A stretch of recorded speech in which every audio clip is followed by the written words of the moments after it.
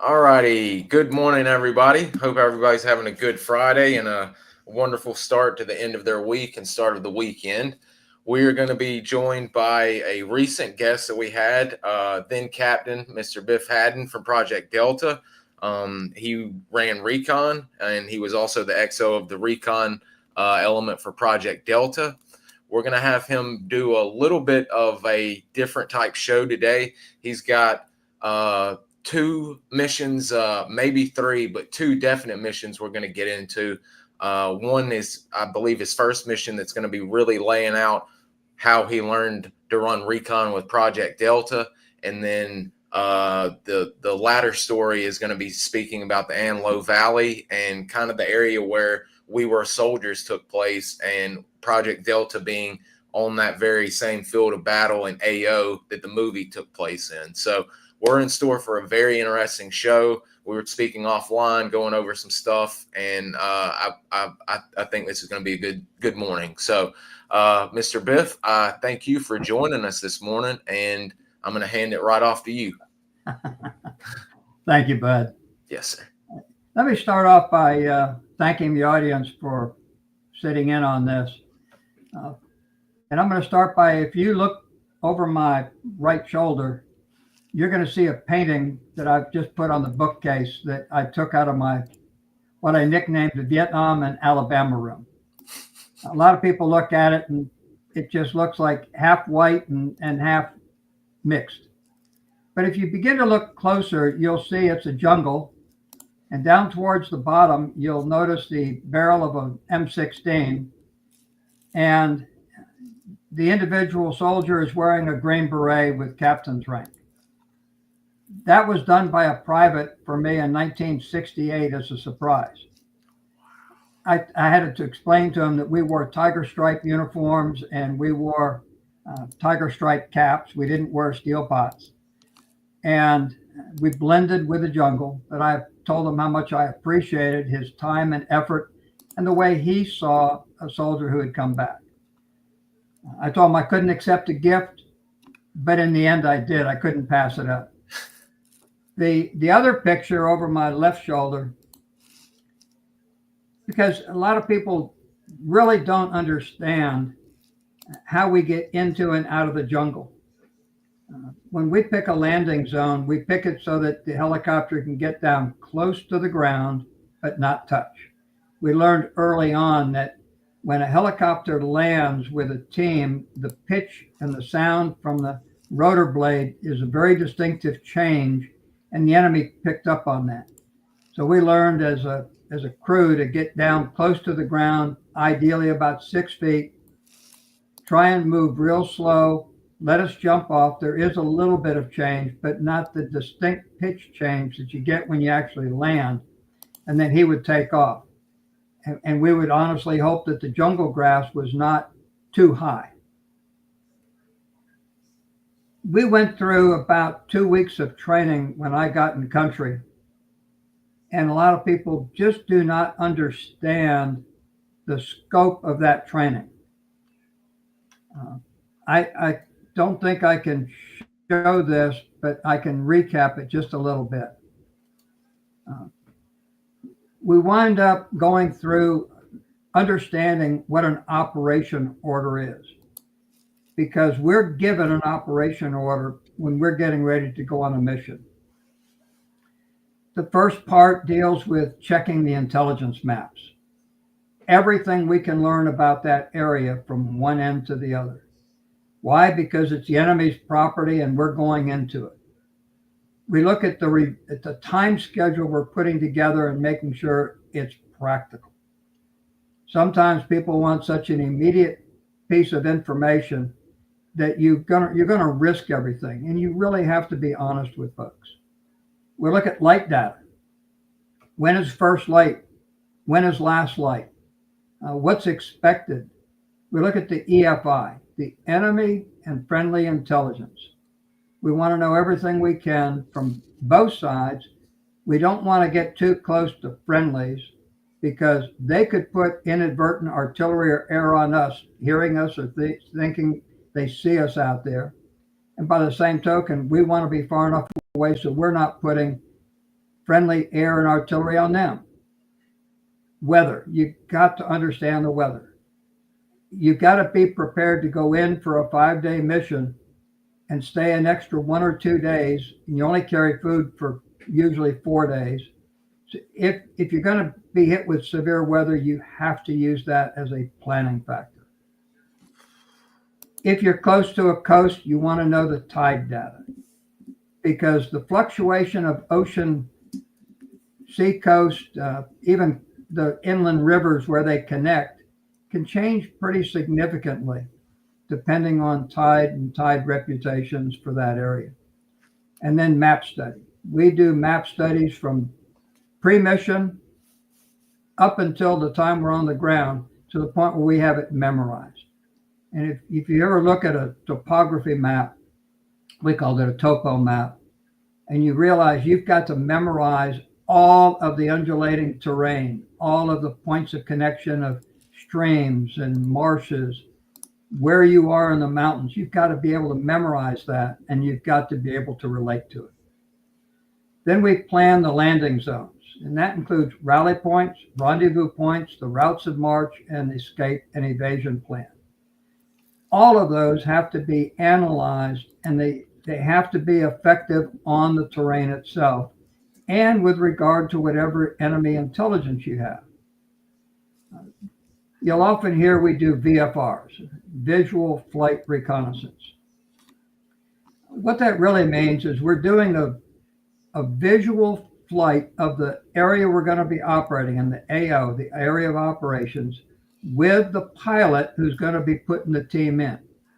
Don't worry about the rest of them, but that pilot is going to be very important to understanding and working with you on the mission. We like to fly the center of the reconnaissance zone, but then we fly around it. And we come in from different angles because we don't want to disclose anything to the enemy that they could use in preparation for possible enemy forces, in our case us, going into their backyard. We check with a pilot on all LZs. We have primary and alternate. And when I'm talking reconnaissance zone, are we going in on the south side, the north side, the east side, the west side? What kind of a route are we going to take? If we get split up, where are we going to rendezvous? Where are we going to rally if it's a major dispersion? All of these have to be thought through, and then you wind up marking them on your planning map, which you do not take on a mission, and you memorize it. At the last part of the visual recon is sitting down with a pilot and his crew and going through with them a down chopper drill.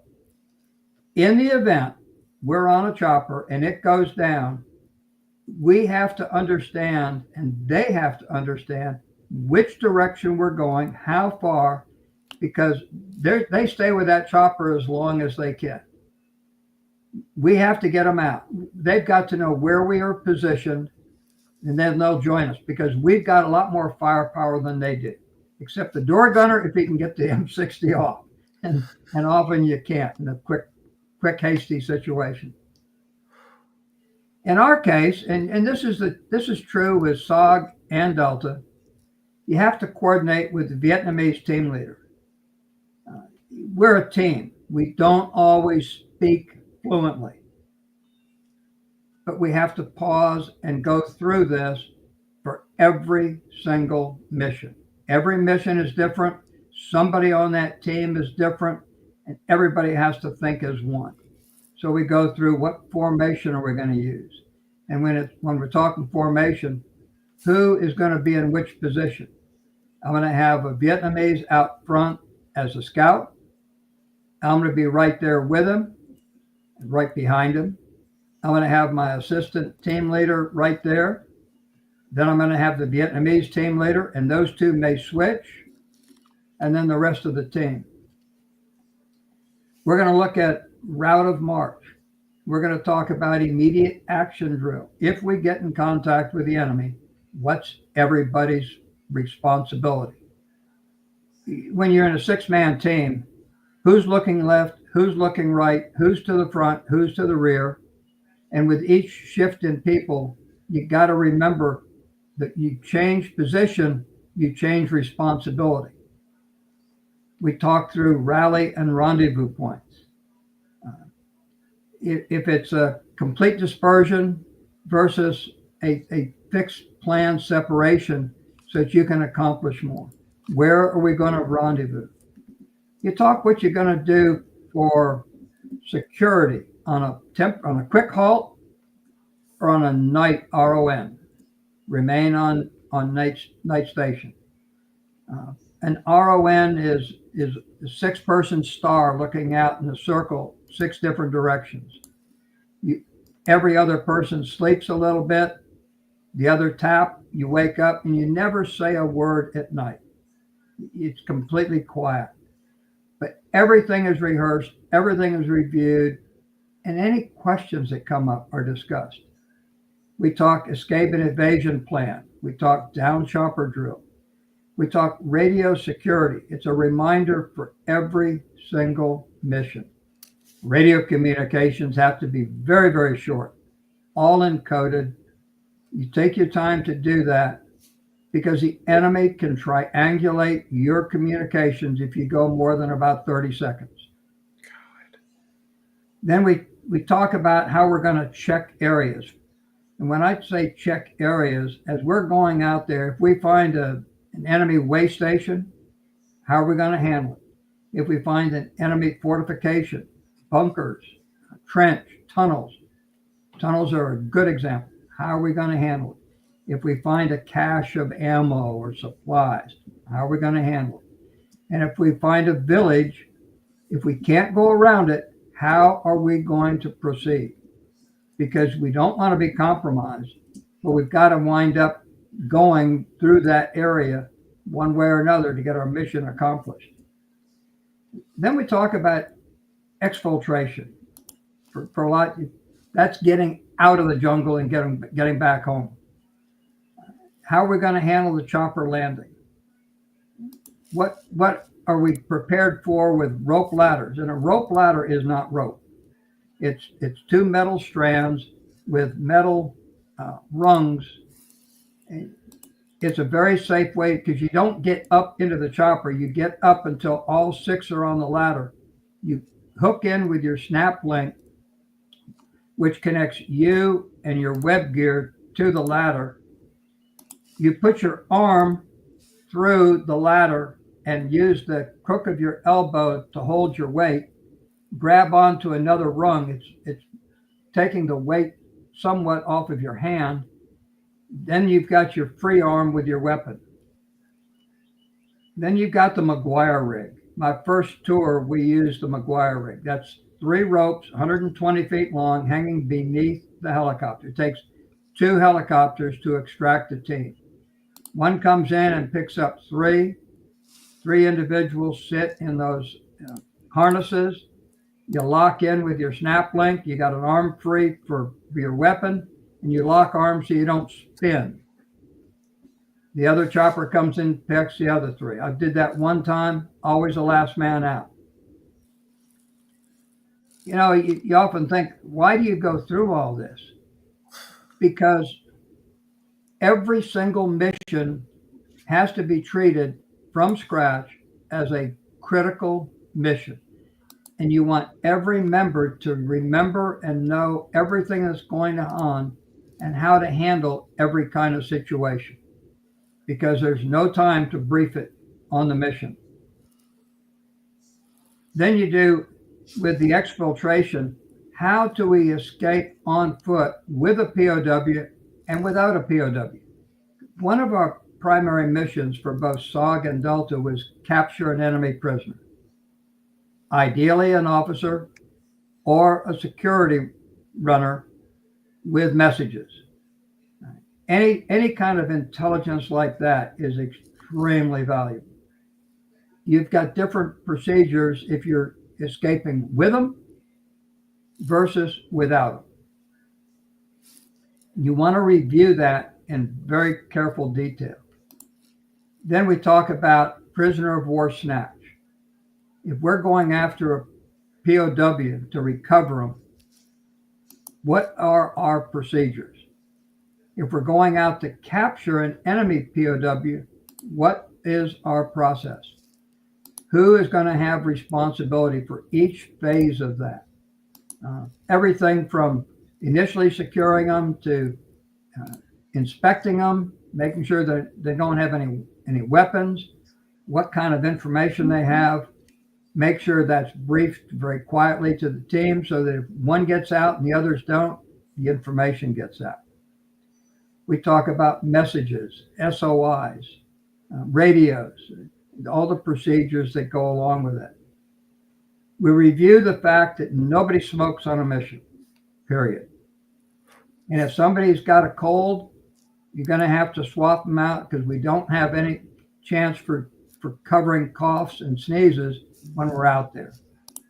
It means a last minute substitution. It means going all through this whole briefing, very, very careful detail, leaving nothing out with any replacement up until the time you hit the ground. Then with medevac plan. If somebody gets wounded, what are we going to do? Who's going to make sure he's taken care of? What's the sequence on getting that wounded out? You want to cover that. And then fire support. Fire support is artillery. Fire support, in rare cases, might be mortars. We never had that luxury. Fire support might be from the battleship Missouri. You used that one time. Fire support's from helicopter gunships. Army, Marine use slightly different tactics and techniques. So you got to know which service is providing it so that you can adapt. Same with aviation support. I love the A1E Sky Raider. He could hover. It was a prop jet, or not a prop jet. It was a prop fighter, but he could linger. He had linger time. And the more he is lingering over you with his guns, the more the enemy is going to keep their head down. Fast movers like the F4 come in, drop their payload, and they're gone. What are you asking for? Rockets, bombs, napalm, miniguns? There are a lot of variables when we talk about air support. And people just don't understand that, because kind of the idea is if I get a jet fighter in here, he can do whatever I want him to do. No. You have to know where he's coming from. You have to know if he's Army, Air Force, Marine, or Navy. We load them differently. You have to understand what a squadron call sign is, and you never write it down. But what does that mean in payload? Depending on the airfield you're getting your support from determines what he's most likely going to be equipped with. One airfield will have napalm first priority. Another airfield will have 250-pound bombs. Another one will have rockets. So you're getting your support, and they can reconfigure, but it takes time. So the more you know, the easier it is. We look fire support coordination plan, escape and evasion routes of march. There are other things that we get involved with in planning for a mission, but I hope what that does is give you a little bit of insight into the fact that there are a million details, and you're going to rehearse them. You're not just going to sit there and talk about them. You're going to rehearse them. And you're going to do all this in a very compressed time. There is no such thing as a break. From the time you start your mission assignment until you execute that mission, it is 100% of the time preparing, because there is a lot to do. And the biggest factor is, in our case, like in SOG, you've got friendlies, U.S., you may have allied. We might have had one of our SAS. We had 2 Australian SAS assigned to us. They might have gone on the mission in place of one of the NCOs. We had 2 South Korean long-range recon specialists, one from the Red Horse and one from the White Horse Division and one from the, I'll draw a blank. There were two Korean divisions, and we had one from each of them. So culture becomes a factor, language becomes a factor, military training becomes a factor as we put these teams together. I always like to have on my team 2 Vietnamese and 1 Montagnard.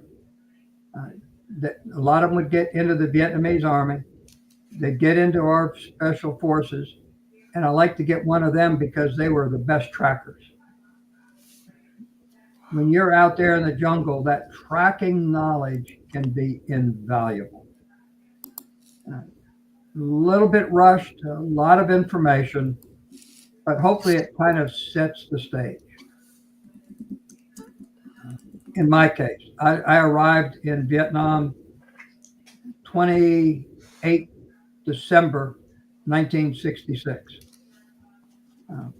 Within half a day, I was walking down the street into Project Delta. I was one of what would be 6 lieutenants assigned to Recon, which was unusual. Normally, a 6-man Recon team would be 2 NCOs and 4 Vietnamese. Somebody in a higher echelon decided they wanted to put lieutenants on Recon, and I was a permanent assignment versus a one-time affair, and I was the first of 6. It was definitely something that I was not trained for. Listen, I was an airborne Ranger infantryman in Germany for a year, so I understood the infantry and its tactics and techniques. I spent 3 weeks attached to 10th Special Forces Group in Germany learning how to do demolitions and how to blow up little sections of rail line and power lines and obstruct traffic and block enemy movements. What I didn't realize was the A team was preparing to slow the Russian army down as a 12-man team. I said, I like this. This is something that if you can dream up doing something like this, I want to be part of it. Then I went to officer candidate school, and they taught me how to lead a platoon of 40. Then I went to Ranger school, and they really teach you how to deal with small combat action groups. The platoon is normally the smallest unit you're going to operate with, but it's special mission focused. We didn't have any Ranger units, but we had a great Ranger school. When I got to Vietnam a year later after Special Forces training, I found myself in Project Delta. The NCOs from Project Delta had the year before set up Reconnaissance School. And Reconnaissance School wound up being the in-country long-range reconnaissance training effort to kind of achieve a standard for all those going into what we nicknamed the LRPs, the long-range reconnaissance patrols with the divisions. Every division had a LRP company.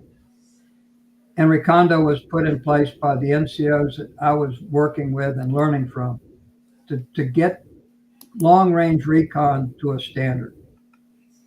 You had studies and observation group guys go through, you had Delta guys go through. We wound up being the cadre for a year, and then we turned it over to others. You really have to understand the high risk factor and not worry about it. You have to be prepared for the unexpected.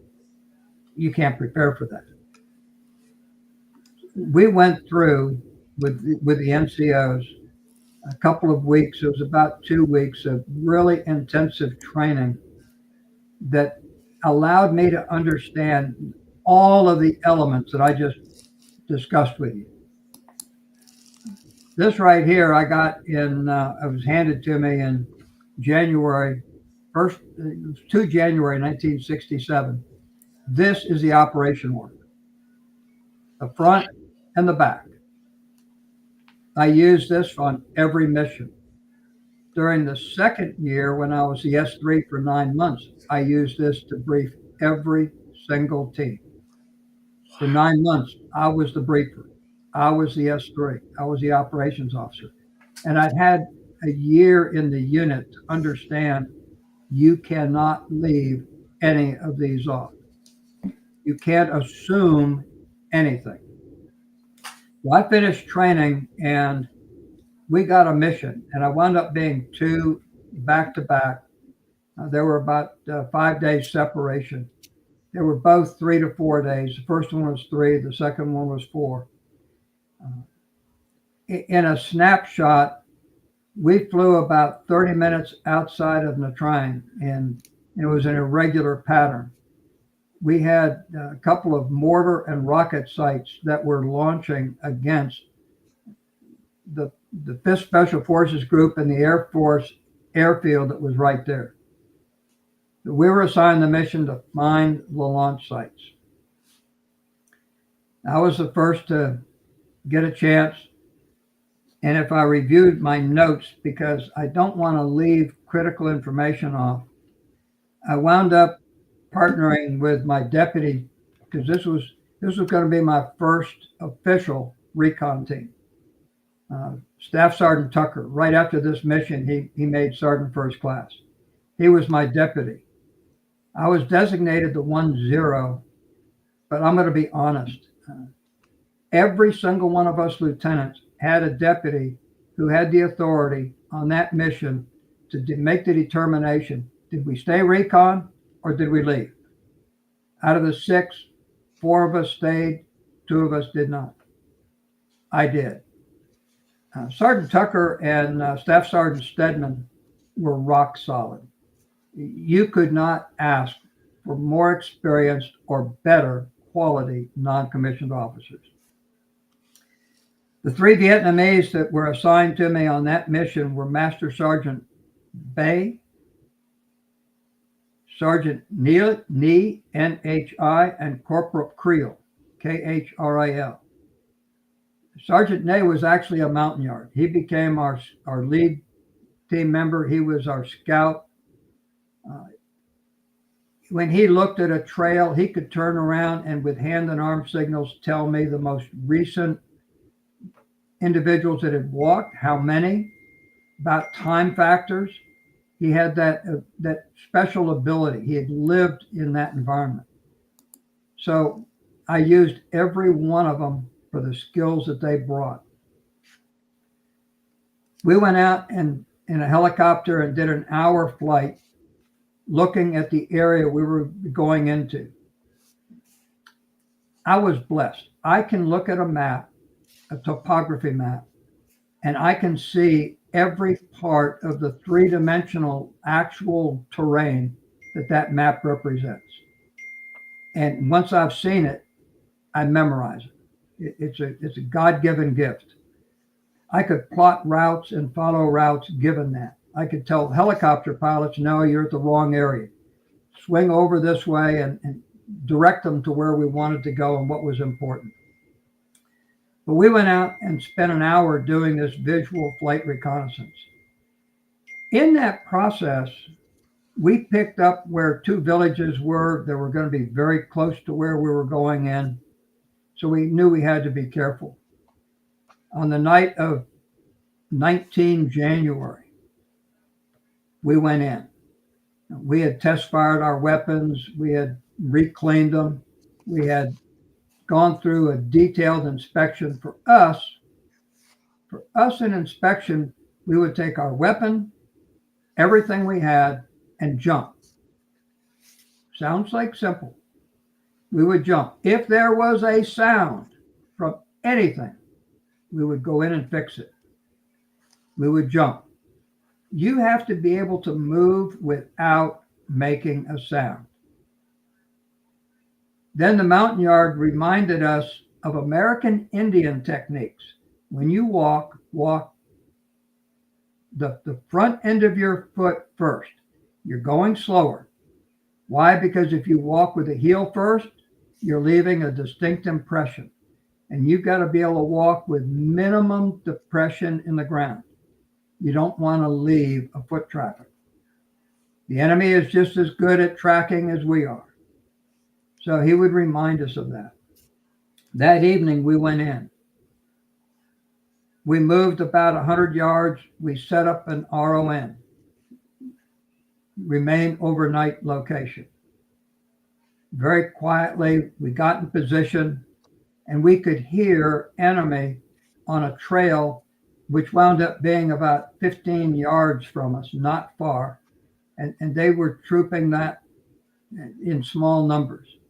We were out there trying to find what amounted to be a Viet Cong company or larger force in order to be able to either ambush them, interdict them, or collect information so that we could go after them with artillery and air. Because we knew that they were at night carrying mortars or rockets into this area and setting them up and launching them. That night, we had noise.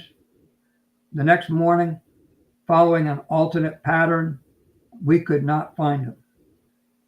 Very interesting when you actually have a good sized enemy force close by and they get by you and you cannot find them. They move very quickly, and they would move from one camp to another camp to another camp, or rest areas, or intermediate break areas. And during the day, they don't move. And during the day, we're moving. So you have to be careful that you don't wind up right in the middle of them. It's a very different environment. SOG had that experience. We had that experience. The only difference is they're on the other side of an international border, which makes it a little bit more difficult in every context. Maybe I should say a lot more difficult. Anyway, for 3 days, we played cat and mouse. We'd get close enough to them where my Vietnamese counterparts could hear conversations. We're not talking 100 yards, 200 yards. We're talking 10, 15 yards. We would crawl up, listen. They would remember what was said. They may make a note or two. Because remember now, we carried a map, but the map was sterile. There were no markings on the map because a map gives the enemy information and intelligence. So our maps are sterile. We hope to get their maps, which had information. On our maps, we would begin to plot their information on what we had heard or what we saw, so that our intel that we were giving back at the end of the mission was accurate and reflected what we really heard, not what we tried to remember. We did that, and then on the morning of the 4th day, since we could not find where they were launching or where they had material stored, they pulled us out. We went through about a 2.5, 3 hour debriefing. Every single phase and action and piece of information from that mission was recorded. If I look back, there was a designated special operation for 4 days, the first part of February, and I wound up being on a mission from 1 to 4 February with Staff Sergeant Strick and Sergeant Woody. Someplace in my notes, I've got my Vietnamese counterparts, because I had 3 teams of Vietnamese, three members on each team, and I just haven't found it. I got to find it for my own education. But again, the NCOs are rock solid. If we almost got to the point we could read each other's minds, but again, new group, we went through every single detail, and then we would discuss them and make sure that if there were any questions, we got them answered, and we were all on the exact same sheet of music. Long range recon, you have no second choice. There is no alternative to failure and come through it in one piece. So you can never make an assumption. On that one, we got shot at going into the landing zone. So the chopper very smartly, the pilot pulled out, and we made a large series of pattern moves. He made 2 fake drops and then went into our alternate drop zone, or landing zone. We dropped off about 6-7 feet over the ground. We got into the trees, and the enemy knew we were in the area, and they began to fire weapons around their perimeter, trying to signal who might have seen the aircraft descend. And luckily, they only picked up 3 sides. There was nobody on the 4th side of this circle that they had who identified us. We heard their shots, so we headed in that direction. We created an alternate route of march, and then we circled around. And we did that for another 3 days. So it was a 4-day mission. You know, intel that you gather is extremely valuable. This time we knew we had enemy. This time we knew approximately where they were. As we circled back around, we were actually able to get close enough to identify from their conversations, my scout could, what unit it was. And it was part of a Viet Cong battalion. They also disclosed that they were waiting on some NVA personnel to come forward, which was the most valuable information, because that tells us the North Vietnamese army was actually penetrating deeper than we had known, getting closer than we had known. And that gave us the chance to alert higher headquarters. They needed to focus further out because we knew there would be NVA unit movements. A little piece of information can lead to a big success. You just have to make sure it's correct, it's validated, and you're not guessing. We would tell them point blank. We heard conversations. We could not tell exactly what they were saying. If we heard accurate information, we would log it and pass that on. 2 very similar missions, one with no contact, one with contact, to the point where we had to use an alternate landing zone. I had passed the test. Unrestricted, first time I was the team leader, the 1-0 with supervision. Second time I was the team leader.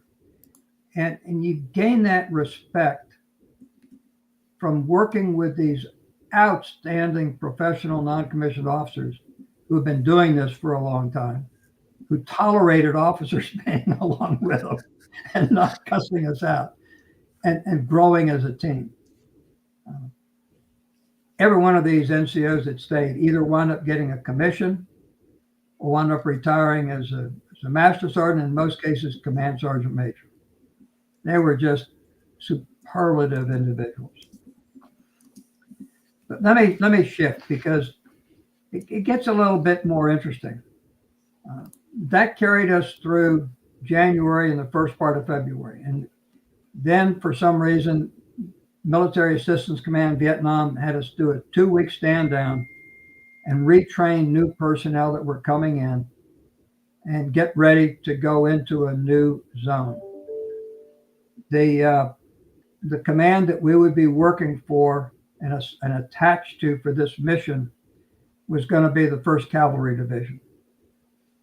The 1st Cavalry Division had been assigned to go back into the An Lao Valley. For those that don't know the An Lao Valley, that's the battle area, and it's a pretty good sized valley. And that was the area where We Were Soldiers Once and Young wound up becoming the basis for a movie. We Were Soldiers Once and Young portrays a lot of information, but unfortunately, it gets seen through the eyes of a very credible writer who at the time was 19 years old, Joe Galloway. And what he wrote was really through his eyes and ultimately signed off on by the commander. What we saw on the ground and what we learned on the ground were a little different. I was the first of what was to be 9 recon teams assigned the overall AO, 6 who had missions, and I was the first to go in. I wound up hitting the ground 15 March. Now, in doing this, you got to understand, I was now an experienced, somewhat experienced, not by comparison to the non-commissioned officers that have been doing this, but I was an experienced recon team leader. My team was a little different. I had Sergeant First Class Robinette, Orville Robinette, absolutely superb NCO, and Sergeant Wood. Robinette goes on to make Master Sergeant, and I ran into him my second tour. We were assigned to take a team in, basically on the battlefield, real close to it, where we were soldiers once and young portrayed. All we knew is the 1st Cavalry Division said, we want intelligence on this battlefield. Okay. We had no knowledge of what had happened 14 months prior. None. They shared none of the information that they had gathered during the experienced battles associated with Lieutenant Colonel Hal Moore. All we knew was that Military Assistance Command Vietnam, MACV, had told the 1st Cav, we want you to go into this area. And they said to us, we want you to do intelligence collection. I wish to this day that they had shared with us some of the experience that they had gone through rather than just go find out what's going on, because they knew to a large extent what had happened. They just didn't share it. So on 15 March, we did a new VFR, Visual Flight Reconnaissance. We flew over the area. We observed the mountainous terrain. We observed the plain, the valley, the rivers, the streams. We looked at what specific area they wanted my team to concentrate on. We flew in a general pattern so that we could cover it from all directions. And we did it in a way that you couldn't tell if we were looking east, west, north, or south of where we were actually focused. In that process, we looked at where we could go in and what routes we could take. On the night of the 15th, we went in. As we were going in, we heard shots. Once we landed, the enemy fired signal shots. Basically, and we hit a patch of grassy area. We exited the aircraft about 7 feet up, jumped in, and headed into the woods. And we heard them shooting at the helicopter from the opposite side of the landing zone. And then they started doing single shots in a pattern that represented 360 degrees. In a nutshell, we were in the middle of an enemy unit and we were surrounded. 6 of us out there. We had no idea how many were out there. Intelligence had indicated maybe an NVA regiment. We moved for 24 hours in an effort to try and find a way out. And every direction we moved all night long, we had shots to the front, or shots to the left, or shots to the right. And we continued to try and find a way out. In the end, we wound up the next morning almost back where we started, because it was the largest landing zone that we could have found right there. And for us, that was the safest way for the helicopter to come in and get us out. And we advised them, you got shot at putting us in, come in hot. And what that means is they came in with gunships, what we would call UH-1 Bravo model gunships. I think I got that right. Or Delta. You had Bravo, Charlie, Delta, and then Hotel. But they came in with the gunships, and they came in hot, and they suppressed. And we had 2 pairs of gunships because we knew we were going to be extracted under fire. This was about 10:30 in the morning. The gunships were making their passes. In came our Huey. We were out in the grass. We jumped on board and we got out of there. I got back and we went through about a 3-hour debriefing. And they said, "What do you want to do?" I said, "I'm going back in." So we went in on the 15th, came out on the 16th.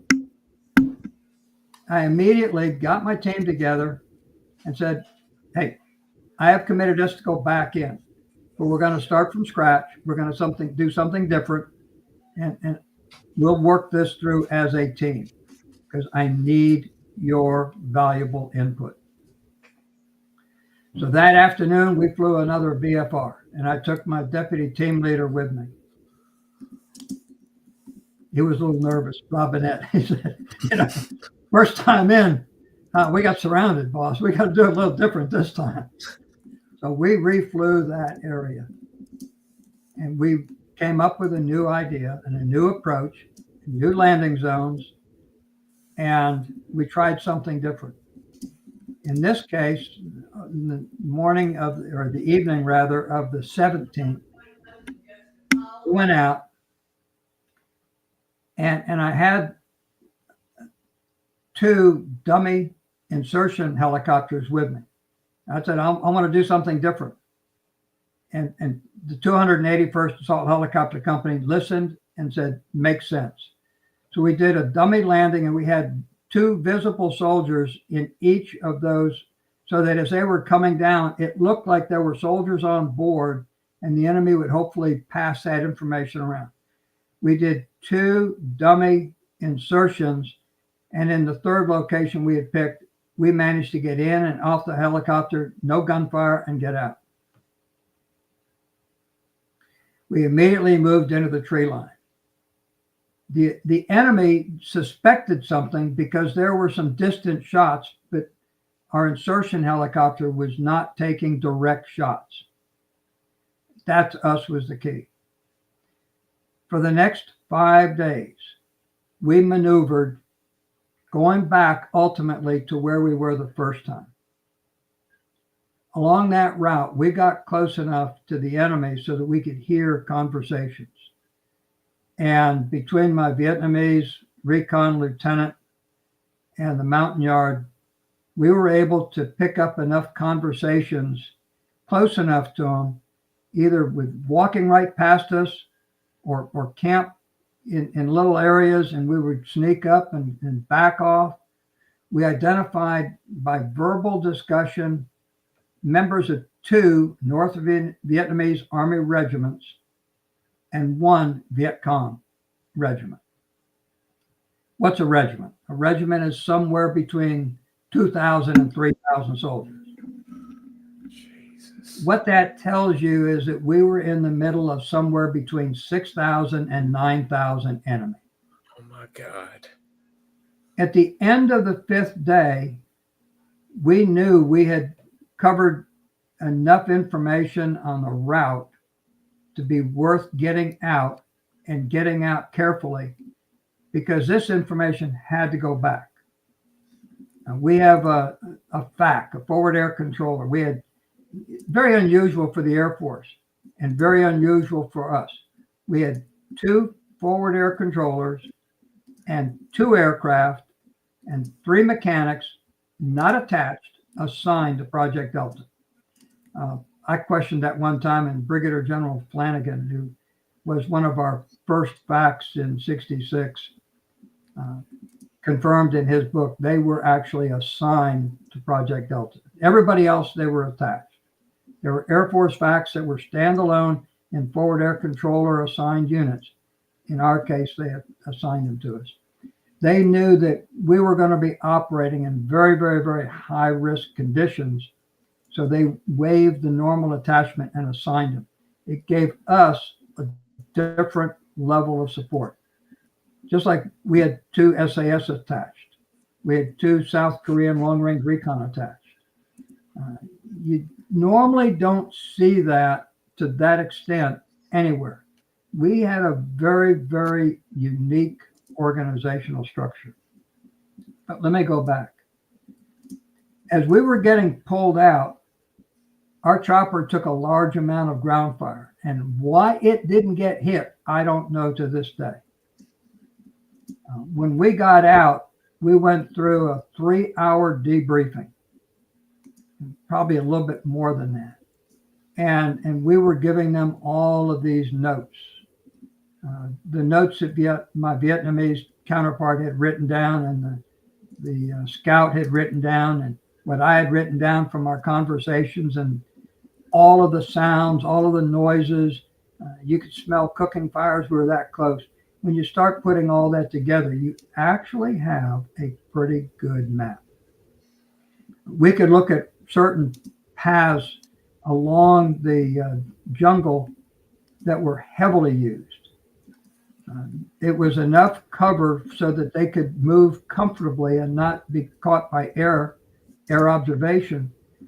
And if worst case, they'd just step right into the jungle. Versus some paths through the jungle that were shortcuts that were very heavily used, and some that were very lightly used. The amount of use on a path is extremely valuable information. It builds a map of day-to-day activities and operations that you just don't get any other way. I think the thing that surprised me was at the end, after the debriefing, I went over. I'm a young lieutenant. 2 missions back to back, not friendly, not good. I went over to a couple of first cav officers. There were 2 colonels and a brigadier general. And as a naive lieutenant, I said, "What are you trying to find out?" "Well, we're getting ready to go back in, and we can't afford another incident like happened the last time." Passed over my head. I had no clue. What they were referring to was they could not afford the losses sustained in the first efforts by Lieutenant Colonel Hal Moore, a hero in his own right. But what he wound up with was a unit that suffered something on the order of 500 casualties, killed or wounded, out of his battalion and supporting troops. And to them, that was not a successful mission. But through the eyes of a 19-year-old reporter, Joe Galloway, in all honesty, he was reporting what he saw, and nobody questioned it, nobody challenged it. And then you take 2 absolutely world-class individuals like Mel Gibson and Sam Elliott and put them in key roles. They superseded the actual leadership on the battlefield, and you wind up with wow versus in reality, oh my God, we can't afford this. Now, Hal Moore was the first major example of the use of air assault, which was actually developed in concept by Lieutenant General Harry Kennard. But he was the first battalion to execute that kind of a battle in an intense battlefield, and we did not know how to handle it. As an Army, we did not know how to handle it. In the end, he got a lot of recognition, but there are a lot of soldiers that paid a price. We prepared to go into enemy territory and get information and interdict where possible and get out. You just cannot put American troops out there and say, just fend for yourself. Can't do that. And we learned those lessons. When I came back and went through the advanced course, we studied LZ X-ray, and we studied the tactics and the strategy, and we learned from it. You know, sometimes history has a way to alter perception. All I know is the Anlau Valley was the enemy's backyard. It was their front yard.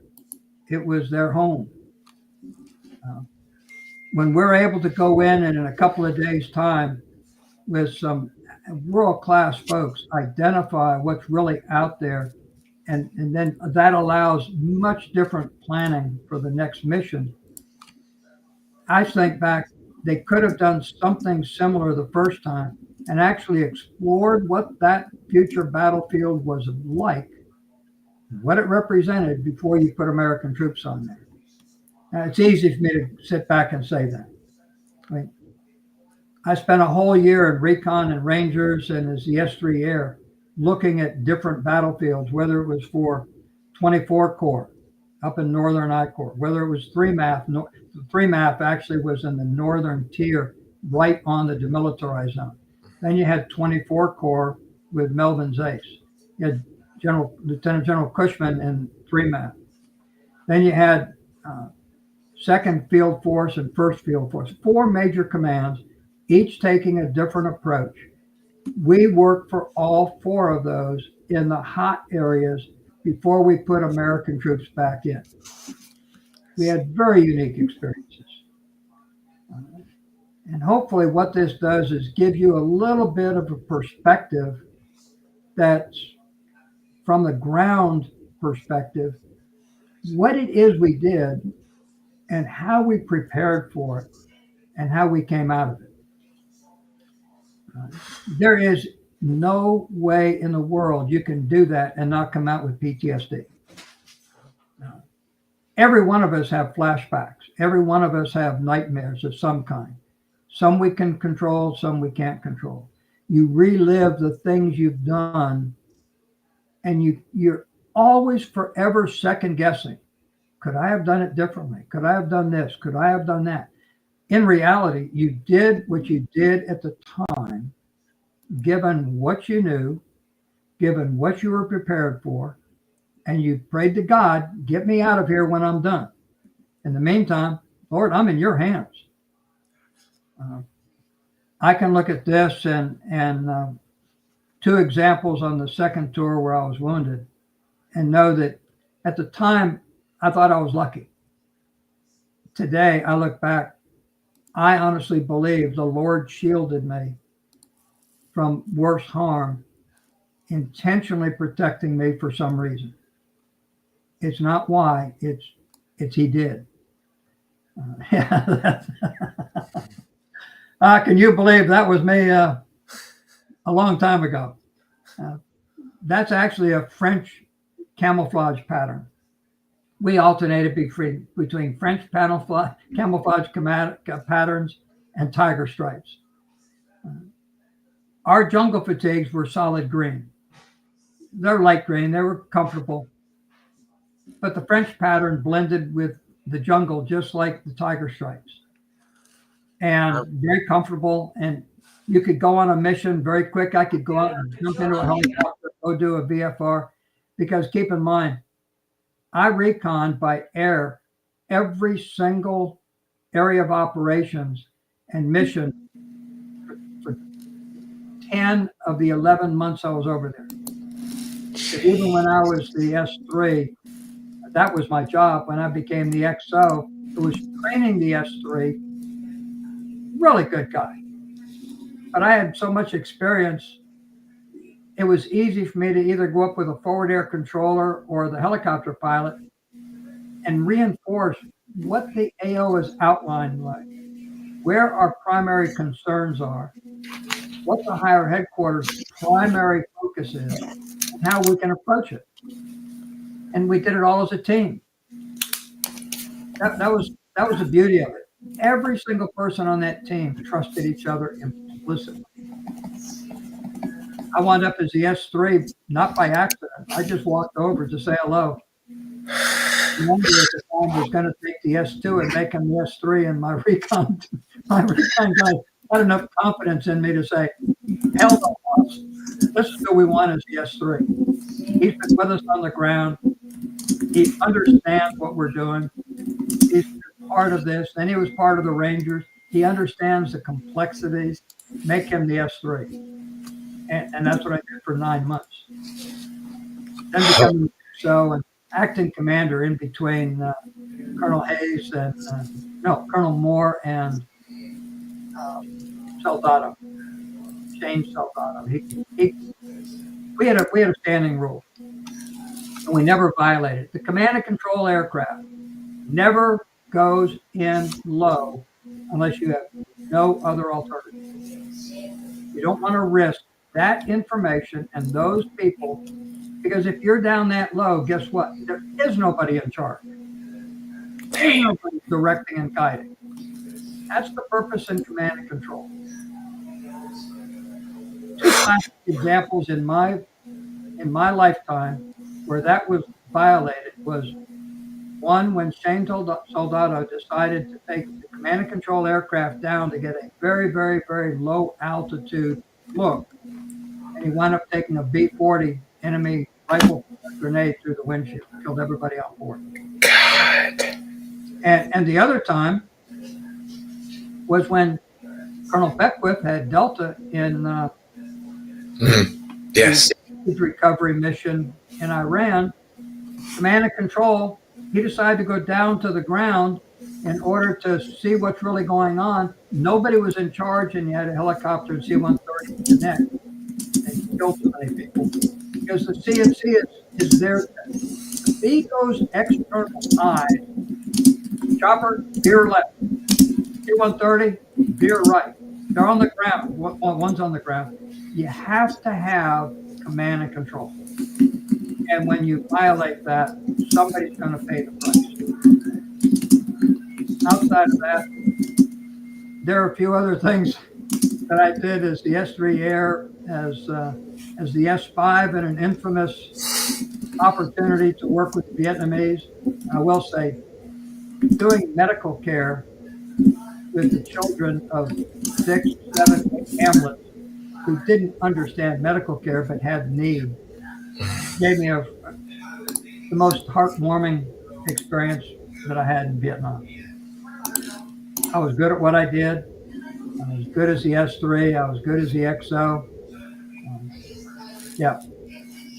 My medic is to the right of me, and we were doing medical care for the very young children. And moms had no problem whatsoever. We had a big smile, and we had our medical bag behind us. We set up a table in that little building right there behind me, and they just, for a day, they just streamed in, and we gave them medical care, and they left. When you're doing that for a young child, and you bring the smile to the young child and the mom, nothing in life matters but that. That's the most important thing in the world to them at that time. And to me, it was just part of what we're doing. How about if I turn it over to you for questions? Absolutely, sir. Absolutely. I was getting some questions together, as a matter of fact. And when you were doing the MedCap missions here or visiting the village, we've heard from the men that were stationed at Khartoum at CCC that there was a local leprosarium that the Catholic the nuns ran and took care of the children and such. What was the biggest malady that you got that you personally faced treating them? The biggest challenge, it wasn't on this event. We went to a total of 8 hamlets, and we had 7 of them show up. We wanted to do a ceremony, and with that, we told them we'd be providing some medical civic action. We didn't use medical civic action patrol kind of thing. We just said, we're going to set up a first aid station. Anybody who needs first aid, our first priority are the young kids, babies to young kids. And we probably saw 30 or 40. The biggest challenge was probably 3 or 4 times I went with my mountain yards, and they were Rade, Ray, Jirai, Jurong. They'd have their little area where they live, much like the Native Americans. When you think of it, it's kind of territorial between the Sioux and the Arapaho and the Navajo and Comanche. Great, great, great Americans. Portrayed good and bad in movies, unfortunately, because they believe in maintaining Mother Earth. Absolutely. And I'm an environmentalist in heart. But when you're dealing with the mountain yards, you're dealing with reluctance, because they really liked their own quality of life. But every once in a while, they would admit that we've got 1 or 2 that really need care. Can you help? Yes, we could. The two medics that I would take with me, both became physician assistants. One became a doctor. They had that level of skill. They didn't just go through the training. They continued to learn and train throughout their entire lives. And they brought the training that they had, and they were both physician assistant quality, to these folks. And when you see in their eyes and their face the benefit that they've gained, and we want nothing in return. We're just here. Listen, we're all in this together. How can we help? When they did that, the Montagnards that we had with us had a whole different level of appreciation for us. They knew that there was genuine care among us and our families. No matter what else happened, we want to make sure you're taken care of. And when you do that, and you do it genuinely, nothing else matters. You forego all of the anxiety, all of the politics. We ought to be able to do that more in life. Get rid of politics. I was just fixing to say, if only we could. And do it because it's right. Now, I don't care if they're Buddhist. I don't care if they're Christian. They're people, and they deserve to be treated fairly, equally as part of a family. And that's what we did. Doing good, not to get something out of it, but doing good just to do good. Yeah, the only thing I had against the Buddhists was in April, after I'd finished the Antelope Valley, we were training for another mission, and it was going to be near the border, and they wanted us to be able to jump in. So we did 2 rehearsals, and our landing zone was tied into a part of a Buddhist graveyard. Oh. And my second jump, I'm jumping, I'm watching down and trying to figure out how do I, because if you've ever seen a Buddhist graveyard, they've got everything from reverse swastikas to little spires. Mm-hmm. And they put them on all the corners in both the tombs and the cemetery itself. And I'm getting shot at by a sniper while I'm trying to navigate going down. I was the only one that had weapon and ammo together. So I'm returning fire and trying to watch the ground. That was a hard landing.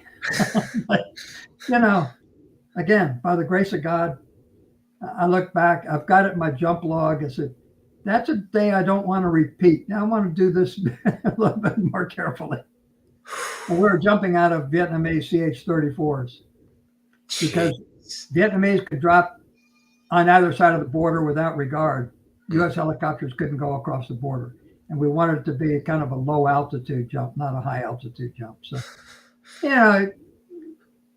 life has got experiences. A practice jump, getting ready for what you think is going to be a hairy mission, and here you are. It's already hairy in practice, getting sniper shots, trying to land safely. Who's going to be the sequence 1, 2, 3, 4, 5, 6 in the jump? How are we going to assemble on the ground? What are we going to do with our parachutes? What are we going to do if we're fired at, taken on fire by the enemy? Is there a point before we jump, if we take fire, that we cancel it? You got to go through every single option and alternative, both sides of the border. There's no difference except a fictitious line on the ground. So everything has to be thought through, and you've got to be in the right mental frame of reference so that it doesn't matter what happens. You've got some kind of preparation for the outcome. I will say that form of mental thinking is with me today. It just means that even on a fun day, my mind is looking at everything that could happen. It means I'm prepared for almost anything. Although there have been a couple of times in my life when I've been surprised. I was about to say, and sadly in this day and age, I've gotten to where I walk in and I'm like an old gunslinger. I'm looking where the exits are. I don't have my back except to the wall. It's a crazy time, and I can only imagine you guys that lived it, fought it, and had this in your brain what it must be like for you guys every day still, you know? I've got a lot of friends who served over there with me and came back, and the vast majority don't talk about any of it. Mm. It's bottled up. They're like me. Why did I come through okay? Why did I make it through and others not? In my unit, we lost 31 killed or wounded, or killed or missing in action. And you have to ask that question. It's very high risk business. I've stopped asking why. Now I ask, okay, Lord, what do you want me to do? I've really never talked about this like most of my counterparts. I've provided a lot of information and documents that I had and photographs to Ray Morris when he wrote Ether Zone rather, and to Steve Carpenter, one of my NCOs, when he wrote Boots on the Ground. He came down here and stayed at Uchi Campground. I went over there with all of my 35 millimeter slides, the pictures that I had, all of my records, and said, Steve, whatever you want, whatever you need, you've got it. In retrospect, I'd probably put it in writing because I'm trying to write a book right now, and I don't want to say what he has said. I want to say kind of what we've done verbally in this podcast. What did I really do on a mission? I've got an after action report that's half a page. It says I went in on this day with these people and came out on this day, and in 4 sentences what we did. But it really doesn't explain the actual details and the preparation and the after action and what that meant to our heart and our soul and how we reacted as team members. And you'll find the exact same thing with SOG. The exception is a very talented individual in John Tiltmeyer, who's been able to write books of his experiences and some of his other team members' experiences, but it relies on their ability to go through this wall of resistance and tell their story in a way that can be relayed. John Padgett's done a great job with photographs. His photographic history of SOG is phenomenal. Oh, Mr. Plasters, yes, he is. Between him and Mr. Frank Greco and Jason Hardy, those three, I can't believe so many photos have survived and didn't get lost along the way. Well, Jason Hardy's a unique individual because he buys everything, memorabilia of folks before it gets lost. Mm-hmm. Mm-hmm. I sold him a couple of shirts, had Delta insignia and my name on them. He said, I'll give you money for those. I said, well, I can't wear them. I'm bigger than I was back then. I was about a third smaller. And folks have given him and sold to him photographs and logs and very, very rich information. And Jason has done a phenomenal job of putting that together. Every single one of those books, I've got every one he's printed, and those are just a portion. I mean, he's got rooms full of uniforms, boxes full of photos from the Mike Forces, SOG, Project Delta. I mean, he could technically keep putting stuff out. Here comes a dog again. He could technically put stuff off for another 10, 15 years. Oh, yeah. The other one is Steve Sherman. Oh, God bless Mr. Steve Sherman. He has helped me out. Has gone through the painstaking effort of getting classified files declassified on all of the operations that Delta and SOG did during their 6-7 year history, and has compiled those into a series of, I call them yellow books, but each one tells a story of that time frame. And it's the actual after action reports and the actual documents that were actually assembled for that. In my case, they're notes. In his case, they're the actual after action documents. The ones done by 5th Special Forces Group, the ones done by SOG, or MACV rather, on their interpretation of 5th Group, And within Fifth Special Forces Group, what did the individual A teams report and what did the B teams report? And I've actually got, well, I've got all of the who's who from MACV-SOG, which is everyone that Mr. Steve's been able to verify: Recon, HQ, the Naval Department.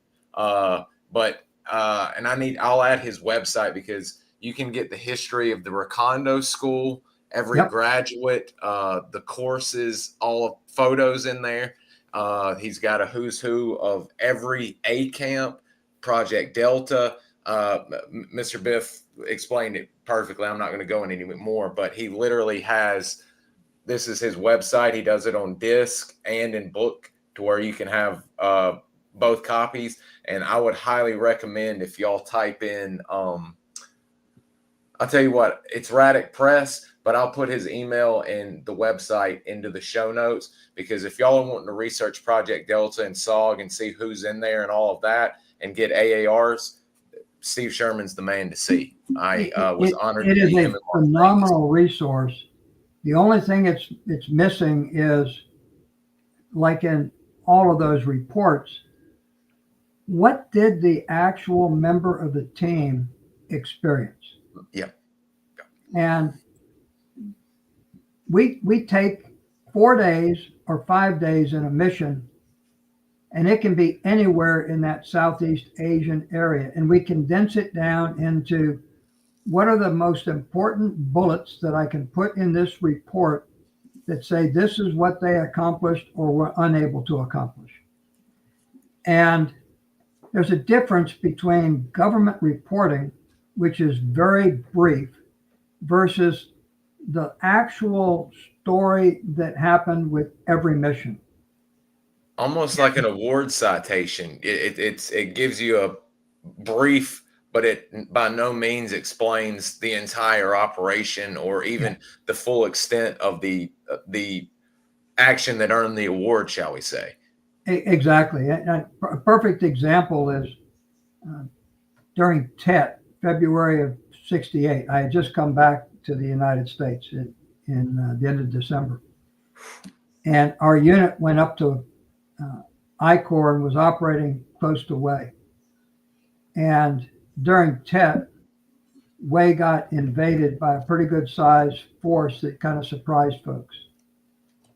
It really should not have surprised them, because my unit, and I was not there at the time, received the Valorous Unit Award for one action. And that action was 2 Ranger companies. We had a recon team identify enemy vehicles, NVA vehicles, on a road approaching Way. We went in and set up 2 Ranger companies in a perfect L-shaped ambush. We had 2 other recon teams that we positioned in very specific locations. And we actually ambushed and wiped out an NVA truck convoy of about 8 to 9 vehicles. Our 2 companies destroyed more than a battalion-sized force. And what was moving and what was walking and what was accompanying. And for that, they got a Valorous Unit Award. You also, one of y'all's teams, I think it was Recon Team 7, I think, Team 7, they actually ended up getting some prisoners, and one of the prisoners was so broken, tired, and ready to get out of the jungle, he led y'all to, or led the men in country to an enemy base camp and underground hospital. Underground tunnel complex. Yeah. I mean, that's your ideal success story. You're always thinking, I can do that, but the number of conditions that have to be set, your location, that singular enemy, and how it all comes together, are very, very, very unique circumstances. Because normally around a tunnel complex are a lot of enemy. Around a bunker and storage complex are a lot of enemy. And your ability to get in, identify, and get out is one thing. Taking a prisoner is something totally different. our number one priority was always recovery of an American prisoner of war. Barring anything, do whatever it takes to save an American life. Number two, do everything you can to capture an enemy. As a six-man team, you can't take on a platoon or a company.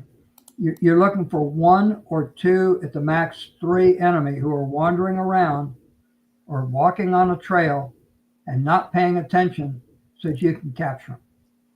Because we need the intelligence. Gosh.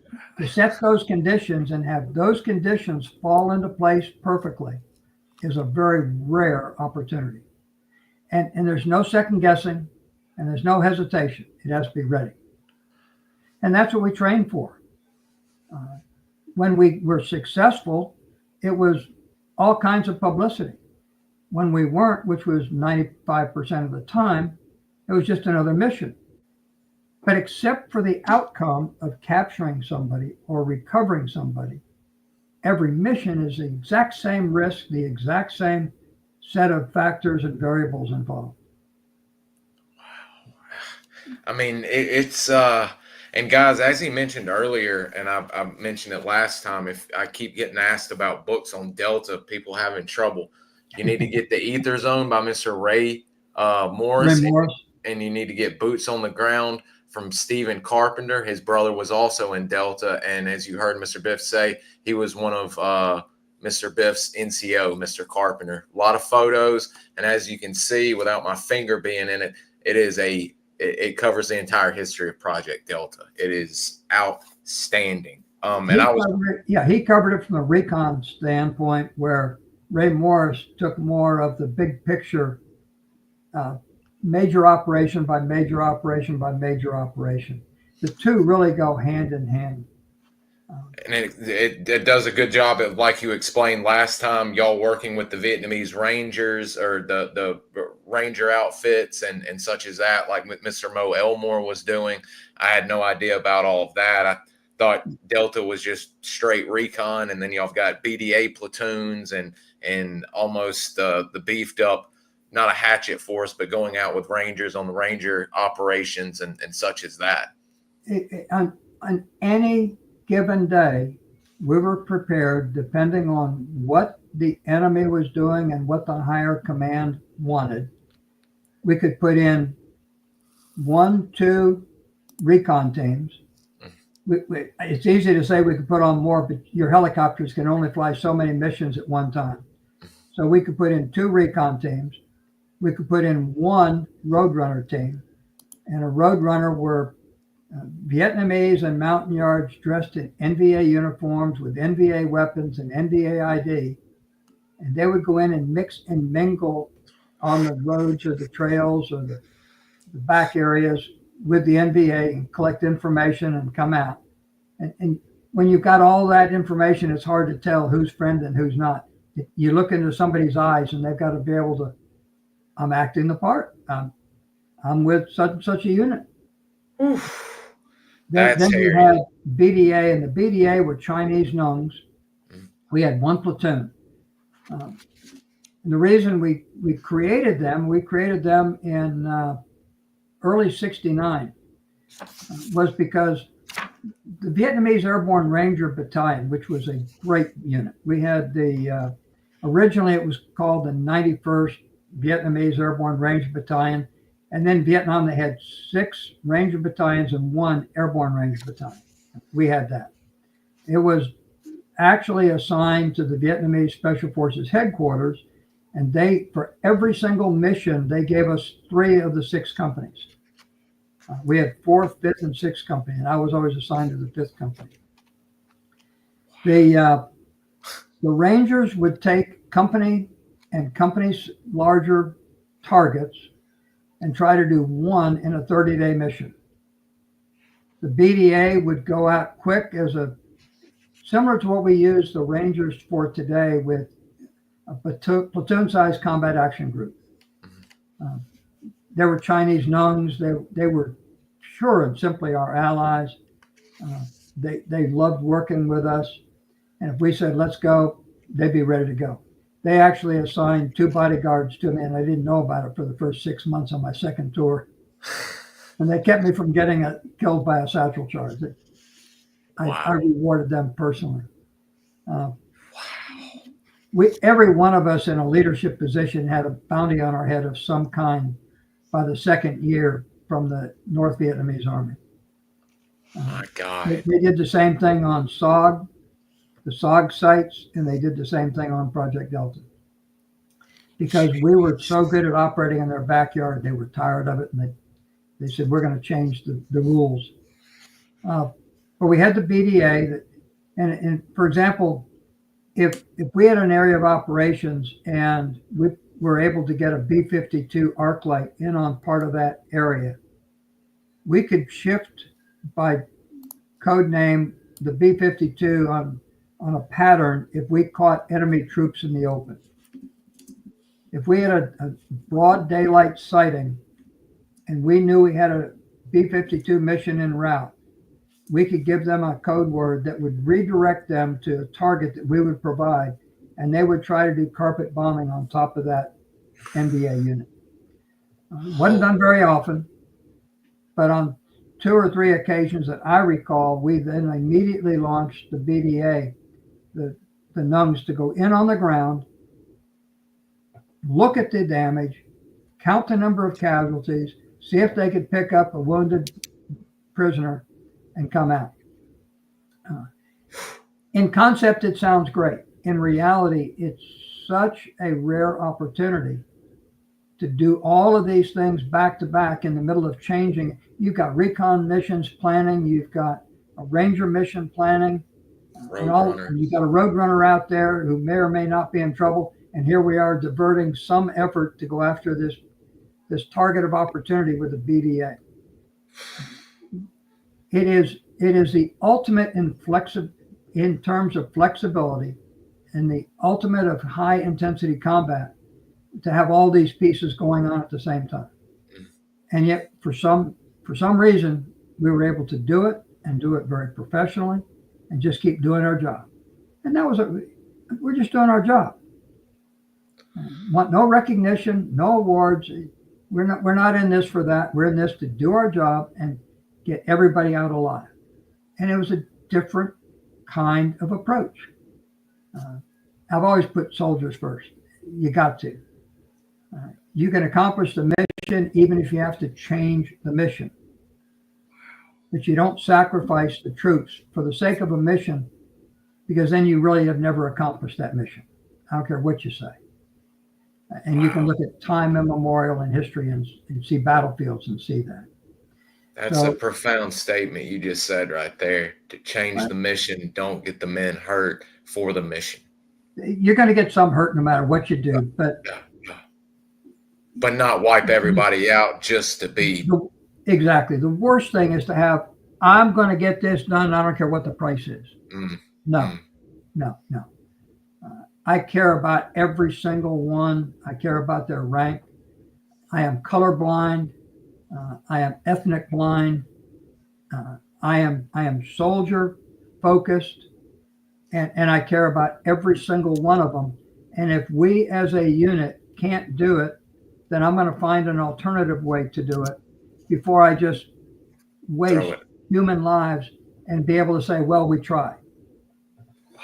You have to have that innate moral strength to say, it isn't possible the way you want it done, but we can achieve it by doing the series of options and alternatives. I care enough to put that extra effort in to make that happen. And it's a moral fiber that you can't describe, and it's a moral fiber people can't understand, but it's what separates the American army from the rest. It's not like what you see between Russia and Ukraine. No, God, no. God, no. Russia has nobody knows for real. Yeah. But if you believe the numbers, they've gone through 500 to 600,000 wounded or killed. They've had 14,000 North Koreans, and they've lost at least a third of them. Again, nobody knows for sure. And there's a lot of losses either way. Yeah. Oh, yeah. But in 12 years of Vietnam, we lost 55,000. Mm-hmm. That was bad enough. Yeah. In this case, it's 3 years and it's 600,000. And you have to step back and say, no price is worth that. I mean, you lose the battle trying to win the war. Mm-hmm. So it's why we train so much our leaders to have this inherent flexibility to look at option A, option B, option C. We call them courses of action. You create your different courses of action with the flexibility. I'm going to do course of action B. And if it suddenly reaches a point where it's not achievable, I've got an option to go over to course of action D. I haven't looked at this one, but this one now becomes realistic given what's happened over here with course of action B. That's the inherent flexibility in American military leadership that you see very rarely anyplace else in the world. Also, I would also add in, I've been listening and hearing a lot with the Jocko Willenick. He's one that is high up on this.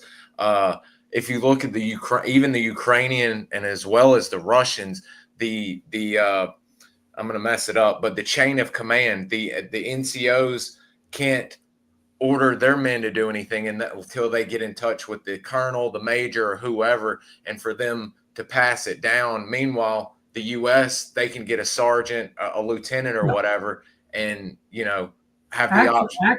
Actually, in reality, I think that we've had people advising Ukraine for a number of years prior to Russia invading, and they had adopted our understanding of the role of the backbone of the Army, which is a non-commissioned officer. Mm-hmm. They have the inherent flexibility to adapt to any situation on the battlefield on the fly, and the commanders support them. Commanders can override them sometimes, but if you're not careful, you violate the principle of leadership, which is you got a guy who can get the job done and done effectively. Let's support him. Mm-hmm. And if we find he can't, then we come in with an alternative. The Russian mindset is, I've got a problem. I need to do something. So I'm going to go to the battalion commander, the brigade commander, the division commander, and the army commander and say, okay, I got a guy down here, 4 tiers, 5 tiers, 6 tiers. He wants to do this. Can we bless it or not? In the meantime, he's gone. They have no flexibility and instilled leadership in the NCO ranks. And yet in our Army, we do. Mm. And you have to go back to a degree and credit 250 years ago, June 14th, Second Continental Congress approved the formation of an army of 13 companies, 1 company from each colony. It was actually small battalions. It was about 300 soldiers each. So you could say 2 companies. They wanted trained riflemen. And if they had a horse, bring a horse, which actually gave us mounted infantry, which became a dragoon, 1st and 2nd Dragoon. And then that became cavalry. Because cavalry could move fast and the soldiers couldn't. The last colony to create a company was Georgia. The first 4 were out of New England, and they called them the Army of Massachusetts, the Army of, I think it was Connecticut, Rhode Island.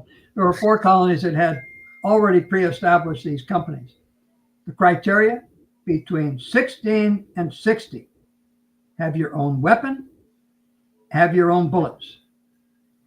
We'll try and provide food, or we'll send infantrymen out to shoot game and bring it in to feed the troops, and we'll forage for grain. When you step back and realize that from the very beginning, we understood that the soldier was the core foundation for the Army, and that's where we're focused. It kind of changed our approach. George Washington had a big hand in creating a different army than anywhere else in the world. And he did it very simply by awarding 2 enlisted with awards for valor when everybody else in the world said, oh, we only give those to officers. Mm-hmm. No. In America, thanks to George Washington, we recognize valor from the private up, not from the general down to the low general, from the private up. It was a message he said. He didn't put it that way, but he created the citizen soldier approach to our Army. And he did it with that example.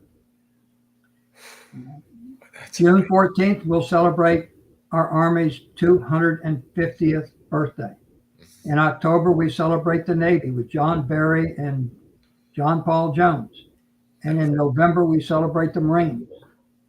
The anchor of the armed services were all formed 250 years ago this year.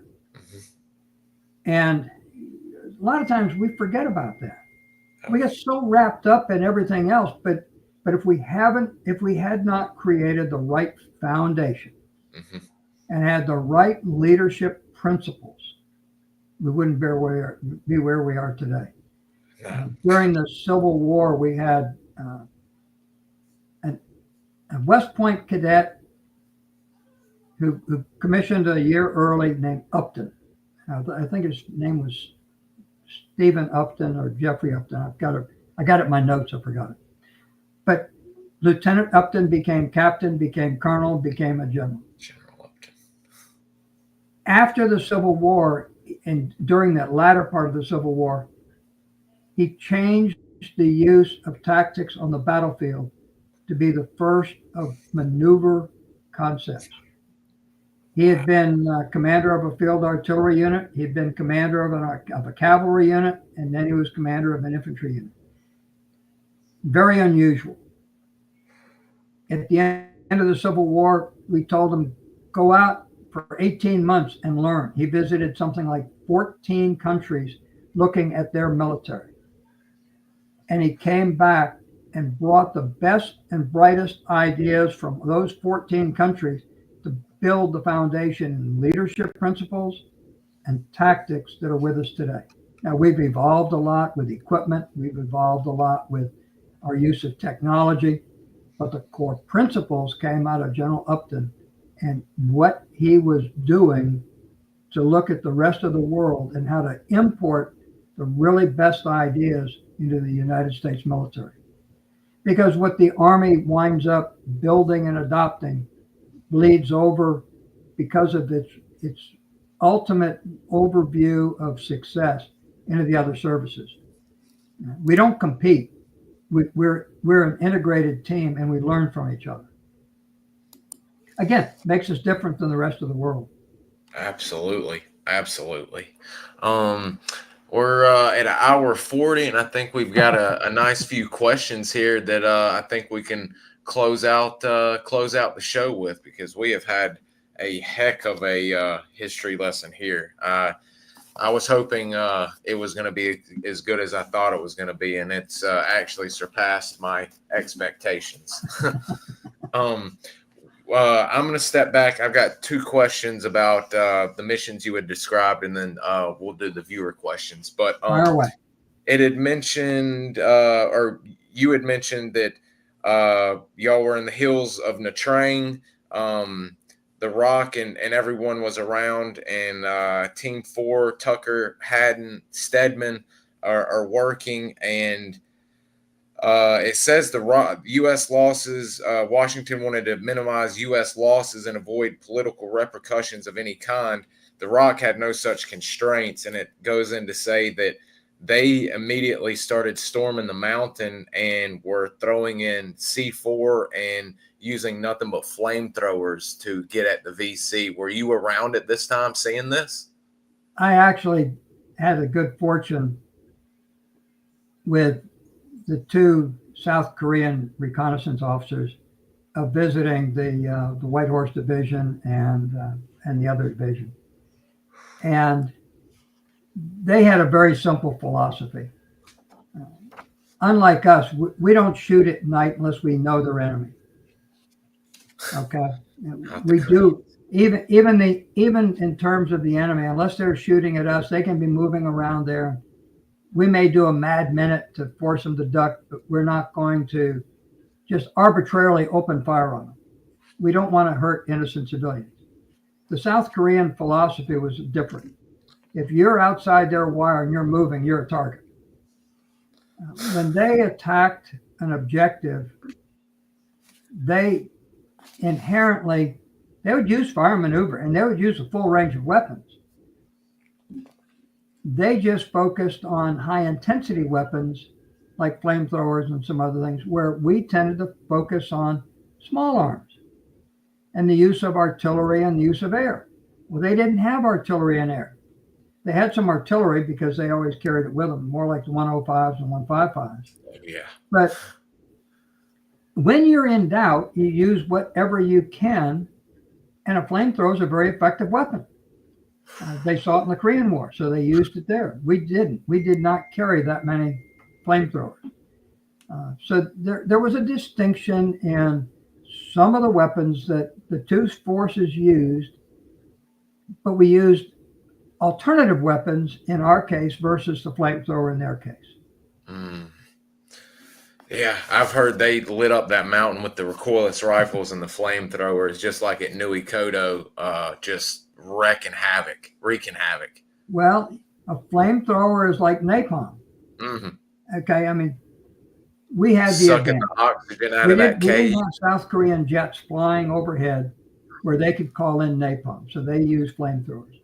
If we had to burn an enemy base camp, a large base camp embedded in the top of a mountain, it was easier for us to call in F4s and have them preloaded with napalm and come in. Marking your boundary and making sure there's a safety margin from your boundary to the enemy is the absolute minimum essential step. And that's the minimum step, so that you don't inadvertently have that napalm affect your own troops. And we saw that in the movie We Were Soldiers Once and Young. God, yes. You just have to put some severe arbitrary limits and restraints on where you're going to use napalm so that it does not impact your troops. Because there's no second chance. There's no recovery. Not with napalm. No, sir. No, sir. Bombs, you get a little bit of flexibility. Rockets, you get more. That's why I like the A1E Sky Raider. I can get them. What happens is you're going to bring in air and you're going to be communicating with a fast mover, and you're going to say, identify my smoke.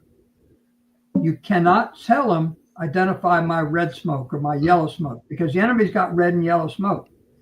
So identify my smoke, and he's going to have I see 2 reds and 2 yellows. The yellows. The reds are open targets. And that's where they go in.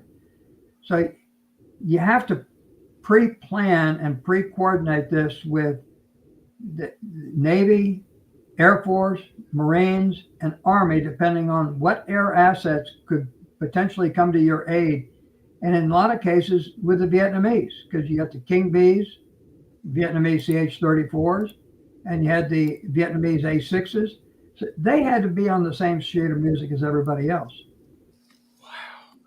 A lot of moving parts going on there. Yeah, this is an interesting, when you were speaking at the very beginning about laying out the game plan, so to speak, with the indigenous and all of that. Orange Canara Zia was curious, did you use figurines or stick figures to display formations for the operation? Like there's a particular SOG team that I think John Plaster used little army men in a sand. No. Today we would call it a sand table. Mm-hmm. We'd be meeting in a circle, and we'd have dirt, and we'd use a pointer, and we'd outline the circle and say, here's the north, here's south, east, and west. Here are our positions on this mission for this action. When we're on the helicopter, make sure nobody's at the rear. We go to the front to protect the pilots from as much as we can. And we put 2 at the front, two on the left, and two on the right, and the left and right person near the rear has to watch to the rear, because you still got that potential blade back there, not the rotor blade, but the tail blade, and you got to protect yourself from any movement that can happen with it. So you do it real simple. Huey, Fly, the guy, Stedman, Tucker, and Biff, and everybody knows it. That's for the helicopter. RON, U.S. Vietnamese, U.S. Vietnamese, U.S. Vietnamese by name. So we know the RON configuration. We know the helicopter configuration. When we're moving, we go through the six of us and how we're going to line up. Then if we have a prisoner, we may swap it. The two at the back end of the patrol may swap, and right there is where we put the prisoner of war, because you want at least two on each side of him, their front and rear. It's every part of this is, we never use stick figures. We didn't carry soldiers or stick figures. We just used stick and dirt with a 6-man team. First name basis. You don't worry about that. You look at the guy, here's your position right here for RON. Here's your position, because we go right on down this list, and for each action, everybody's got a position and everybody's got a priority. And all we're doing is recapping it on every single point, every single time, and not assuming ever that, oh, I've covered this once before. Wow. I actually made that mistake when I first took the S3. We went up to I Corps, and Doc Simpson was sitting in the back. He said, I'm just going to sit back here. And I'd been down this road. I'd been in Recon. I'd been with the Rangers. So let me show you what's important. And I went through about a 10, 15-minute orientation. And Doc Simpson goes like this. I said, mission canceled. I'll see you in an hour. And I went back, and he said, don't ever do that again. I will have you fired right now. He said, and he said, don't you have one of these? I said, yeah. He said, remember what you did your first tour?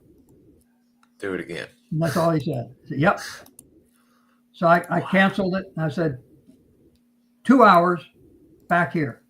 And I went and got the pilot and said, come on, we're going to do a quick VFR. And we flew the detailed visual flight reconnaissance in the Huey. And, wow. And I flew it with the pilot, and I said, what's changed over the last year?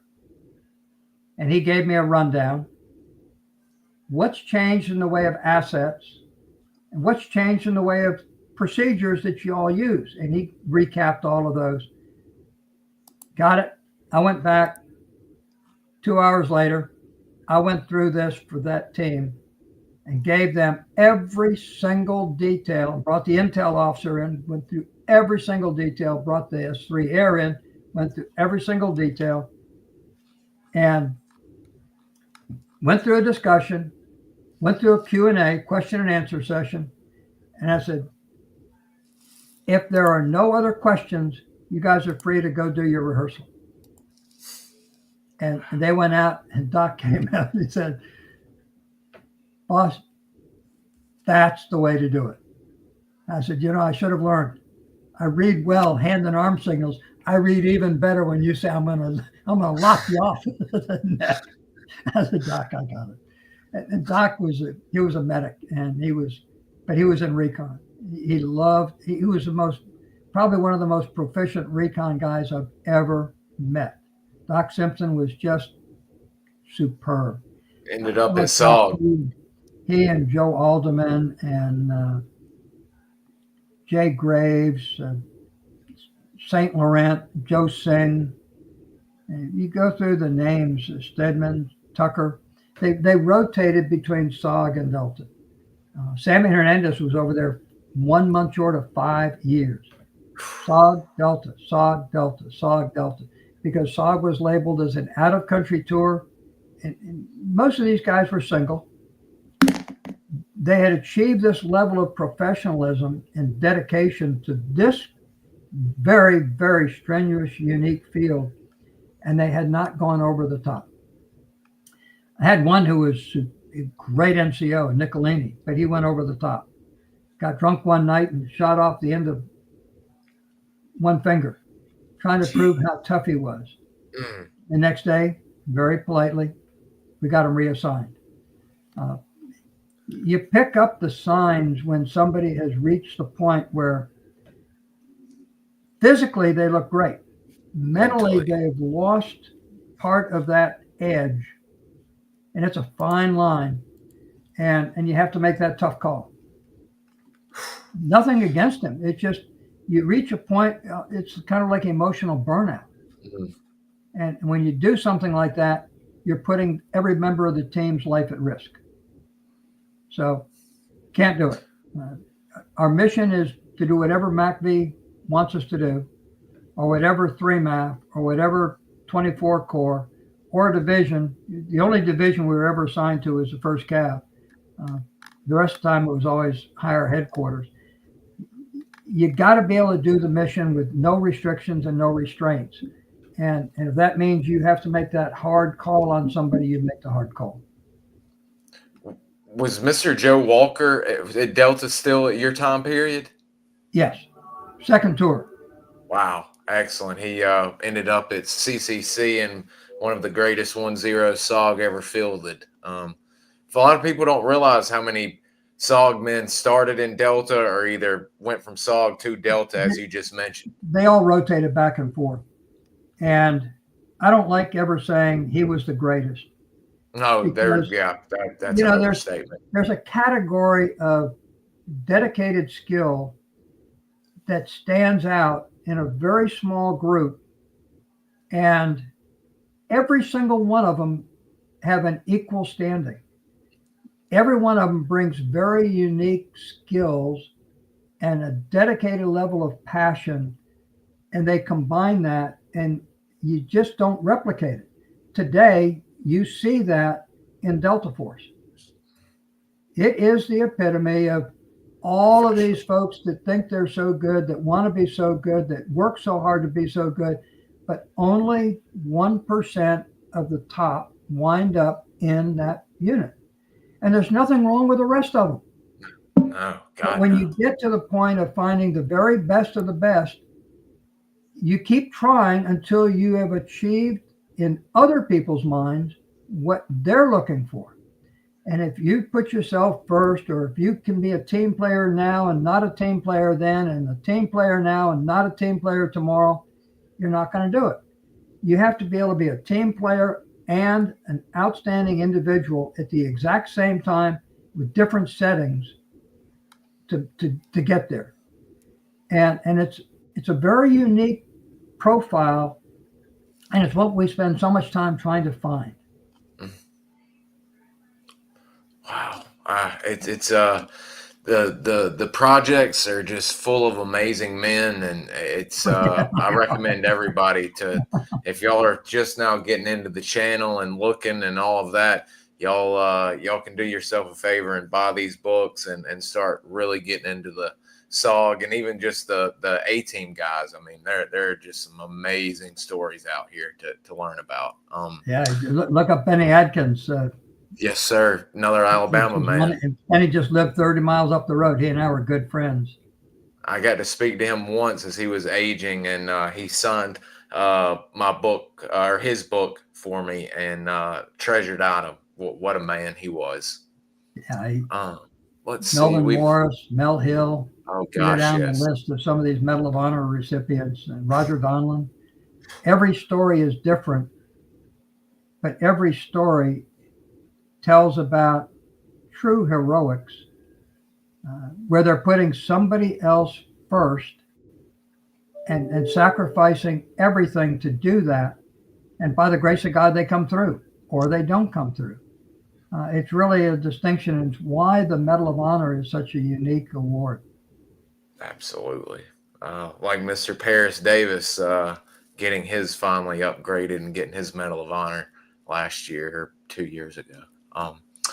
All right, we've got one more here. And I'm always curious about this. Actually, it's a two-parter.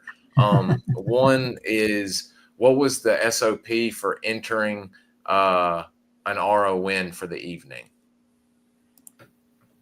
You know, the SOP for entering an RON. What is an RON? You are moving through the jungle, usually close to open ground, because that's where the enemy would be moving during the day if they weren't being observed. You want to get as close to them as possible because you want to hear anything that you can hear. And you want to look for weapons. You want to look for uniform conditions. You want to look for how well they're fed. You want to look at if a bunch of them are sick or a bunch of them are wounded.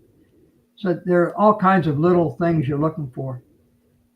You're going to move until it gets dark. And you're going to move in that early stage of twilight because you want to get far enough away so that nobody's going to stumble on you coming into the trees to go to the bathroom. I use a couple of words for that.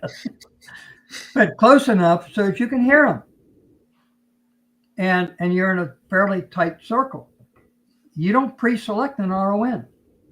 You get to an area where you've got just enough clearance so that you can form your six-pointed star, each one looking up. And you know preset, looking at north, how you're going to set up so that certain elements always remain the same. Because if you get startled in the night and you start moving in a direction, it's instinct that tells you I can go this way and I'm south. I can go this way and I'm west, because that's where those individuals are. And that's one of the things that we often don't explain, but an RON is just when you've got to stop because you don't want to make a lot of noise at night going through the jungle. And it can be real noisy if you bump up against trees with your weapon. So as it's really getting dark, you stop, you make sure you got enough clearing to do your star, and that's your RON site. You cannot pre-select without ever having walked terrain where I'm going to do an RON. That's actually been the best explanation of one that we've heard. And this is actually, I'm anxious to hear. This is our last one about, because I don't think we've ever asked or heard you talking about anti-tracking. But Daniel, another great question. What were anti-tracking techniques that you personally used while on patrols? Actually, anti-tracking these are skills that our Native Americans learned and taught to the first frontiersmen that we basically ignore. If you walk, and we all do, heel first, your heel makes an impression. So you learn to walk with the balls of your foot first, and then your heel. And exactly what you're going to do is you're going to walk, and then you're going to walk again, and your path can be fairly quick if you need to, but you're not leaving impressions. You design it so you never break a branch, which means you're going to push them aside, because if you start breaking branches and you leave heel impressions, it's easy to track one person or six. And you practice these enough so that you don't have that element. You've already jumped. You've made sure you're not making noise, because noise is an easy way to track. You go without shaving for a couple of days, and you don't bathe, because if you bathe, you've got an odor or a scent. If you use any kind of facial oil or cream, you give off a scent. You want to be scruffy, you want to be grubby, and you want to smell sweaty like the jungle.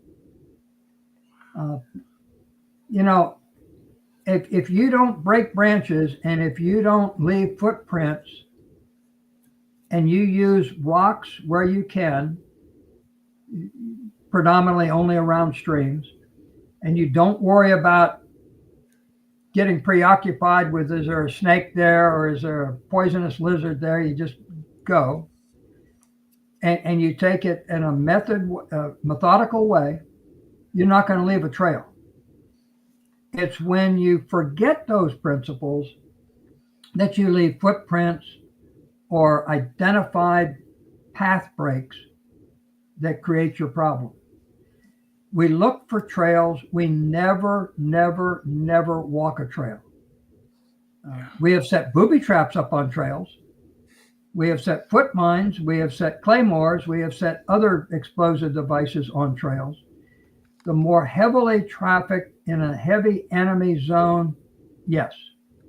In an area where you've got a lot of civilian traffic, no.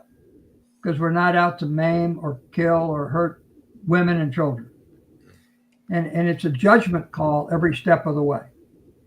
But if I'm back there, like in the Anlau Valley, and we cross a trail, I have no problems at all. And we did this. We would put 2-3 foot mines in there. And once you hear one, what the enemy does, the enemy stops. He knows he's hit one. He suspects there are more. And they start looking. And if you hear a second one, you've taken 2 soldiers out of action. At the same time, you can't slow down. And you cannot start running heel first. And you don't want to run foot first or ball of the feet first, because then you're putting too much impression down. So it's anti-tracking means leaving no sign, or the absolute minimum sign, where tracking is identifying all of the enemy signs. And you've got to have your brain, your eyes, and your ears focused on that as part of the enemy scenario and enemy situation, and not worry about anything else. Holy cow! Does that help? That perfectly. And you mentioned animals, and one just came in, and we'll close with this. Did you have any encounters with those animals, snakes, tigers, or any of the sort? I can remember doing an RON and having a snake, and it was a cobra, slither along, come up over my legs, one then the other, and I tapped the guy next to me and cautioned him, because if you don't move, he's going to keep going. If you move, you've set off his warning sign. We've dealt with lizards, we've dealt with snakes, we've dealt with water buffalo coming up right next to us on the edge of an open field. I never had an experience with a tiger. I've got another team that had an experience with a tiger. He actually backed off. They just froze, and it became a staring contest. But he could have compromised the whole thing. So you just never know. I've had 2 teams, one encounter a couple of monkeys, one on the demilitarized zone on the north side of the mountain. They were doing an RON. They had found a little ridge in the side of this mountain. They were up there observing along the demilitarized zone, real close to the Laotian border. And the guy called in and said, "I got the enemy coming up the mountain in large numbers." Listen, report. "No, they're coming." He broke radio silence. Okay. It was dark. I got 2 helicopter crews up and a couple of gunships and said, "Let's go. We're going to fly overhead and just see what we can do." And it was getting close to daylight. And we literally were flying overhead right as daylight broke, and the guy broke radio silence and said, wait. It was too late now. "They're monkeys. They're monkeys. There are hundreds of monkeys." And literally this large group of monkeys had come up the mountain. They were just migrating. They passed right over him and kept going. But he had broken radio silence and compromised everything, so we had to get him out. In the process, 2 gunships were both hit with fire, and the Huey that went in to recover him got hit with fire. We went in and we wound up using our two door gunners to provide ground support. We took a couple of rounds, and as we pulled out, we got them out. As we pulled out, pilot said, I don't have enough lift capacity with the rounds that we took to make it all the way back. I said, what do you need to do? He said, sir, I need to shed 200 pounds of weight. I said, where's the nearest Marine base? And he said, it's about a quarter of a mile over this way. It's Camp Carroll. I said, get me about 6 to 8 feet above the ground. I don't want you to get any lower. I'm leaving. Come back and get me later. And we pulled over Camp Carroll. I jumped out, landed in the Marine School. Okay, what are you doing? What are you doing? I said, helicopter's been hit. It's going back. They had to disload or unload some weight. They may have to stop next stop and unload somebody else because our base camp is over near Mylock. They managed to unload one more in another Marine base. They made it back, got it patched up. The next morning, they came in early and got me. So the Marines woke me up at 4:30 in the morning with a mad minute.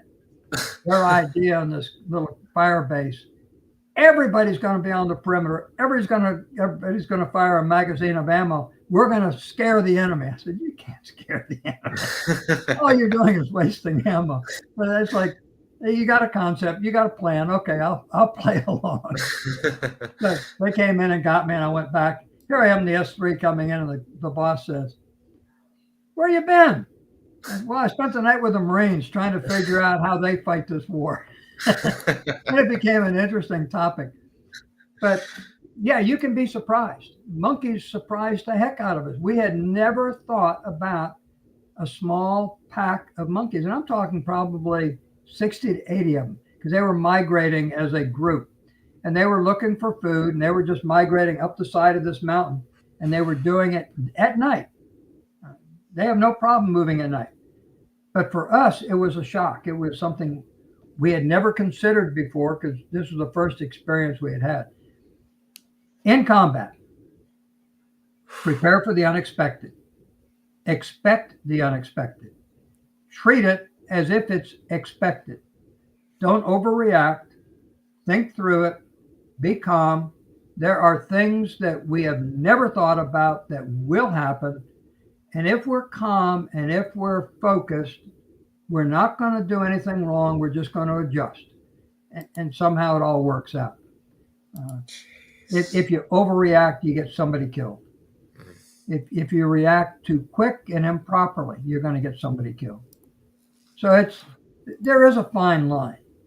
Can you be surprised? Heck yes. Whether it's a water buffalo inadvertently wandering right on the edge of the tree line where you're set up and you didn't expect, or whether it's a tiger coming through the jungle that you didn't expect, or if it's a snake, whether it's a cobra or a viper or one of the others. Snakes inherently are protective, but they are not aggressive unless they feel threatened. And when you work through all of these emotions, it tends to work out. God, as if the weather and the enemy isn't bad enough, all these dadgum animals coming out of the woodwork on y'all. Yeah, combat has no humor in it, but life has humor. And let me get one picture, and I'll give you a perfect example. Ooh, drop my pen. Yes, Frank, absolutely correct. Out of all the pictures that I've got, this one is probably one of my favorites. If you can tilt it a smidge, there we go, right there, perfect. That is myself and Captain Dai Tong. Dai Tong. I was the S3, and he was my counterpart. War never stopped, but this was Christmas Day, 1969, and the war stopped. Both sides stopped shooting on Christmas Day, and one of my NCOs got with the Chinese, and they made a cake, and we were splitting a piece of cake on Christmas Day. Holy You cow. know, there are treasured moments in the worst of circumstances, in the most horrific locations. And what I found was so many of the VC and so many of the North Vietnamese were in fact Catholics. Christian Foundation was there, and we stopped on Christmas Day. And I'm sure someplace there were hostile actions, but we stopped and we celebrated Christmas Day. We had about 4 teams deployed. They just went RON all day, no movement, just relax, celebrate that day, because tomorrow is going to be another day in the war. So even in the worst of times, we trusted the Lord. I talk to him all the time. I talk to him a lot more now than I did back then. And somehow there is goodness out there, even in the worst of horrific circumstances. And you find that in the strangest places. All I can say is the Lord has put me in some difficult situations, and he's always been there with me. And on that day, he was with both of us. There's no doubt in my mind. So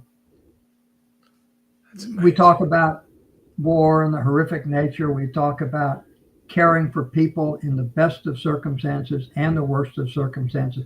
And we talk about the human spirit. They're all tied together. We just don't often stop and think about it, but they're all tied together. And what you have to be careful of is the individual who gets so involved in the war aspect that they lose sight of everything else that's important in life, because that will carry them in the opposite direction. And that's what gets people killed unnecessarily. People are going to get killed, but it gets them killed unnecessarily. War is tough enough as it is. There's no 2 ways about it. Wow. Man, we have had a heck of a show this morning. This has been just filled with gold. I'm sure I'm going to get a lot of comments asking to see if we can have you back to lay out some more info, because this has been a great show. Is there anything you'd like to close with before we shut down for the day, sir? No, other than I want to thank you, Bud, and your audience.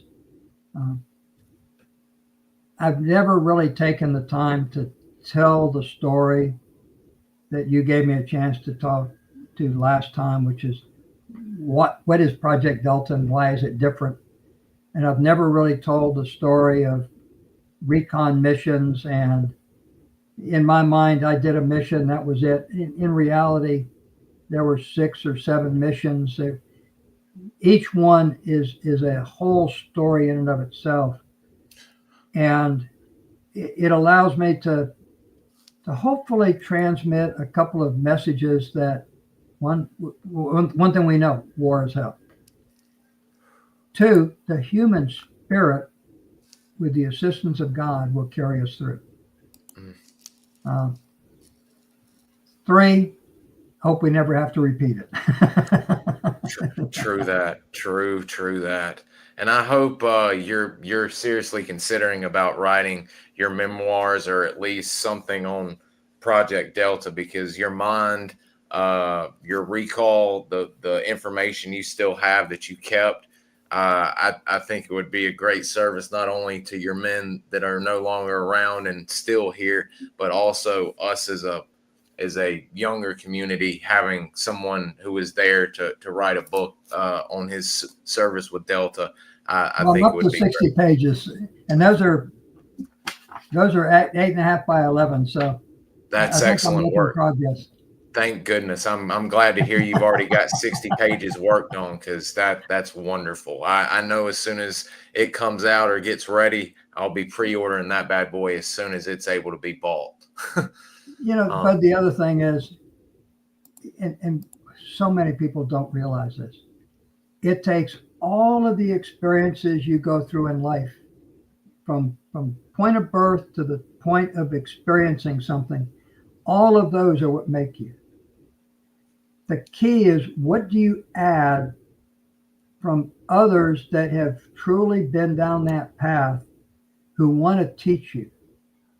And there's so many that say, oh, I know it, I don't need that. But you learn something from every single individual that's designed to make you better, more capable, and stronger. Absolutely. I learned that my wife was my partner. She was my best friend. And when she passed away in November, I realized the void that created. And my initial reaction was, why? And I gotta do something right now. And then I realized the Lord's got a plan. Yes. And you kind of regain control of your life. And I'm back learning from everybody and anybody that I can, because you never stop learning. Absolutely.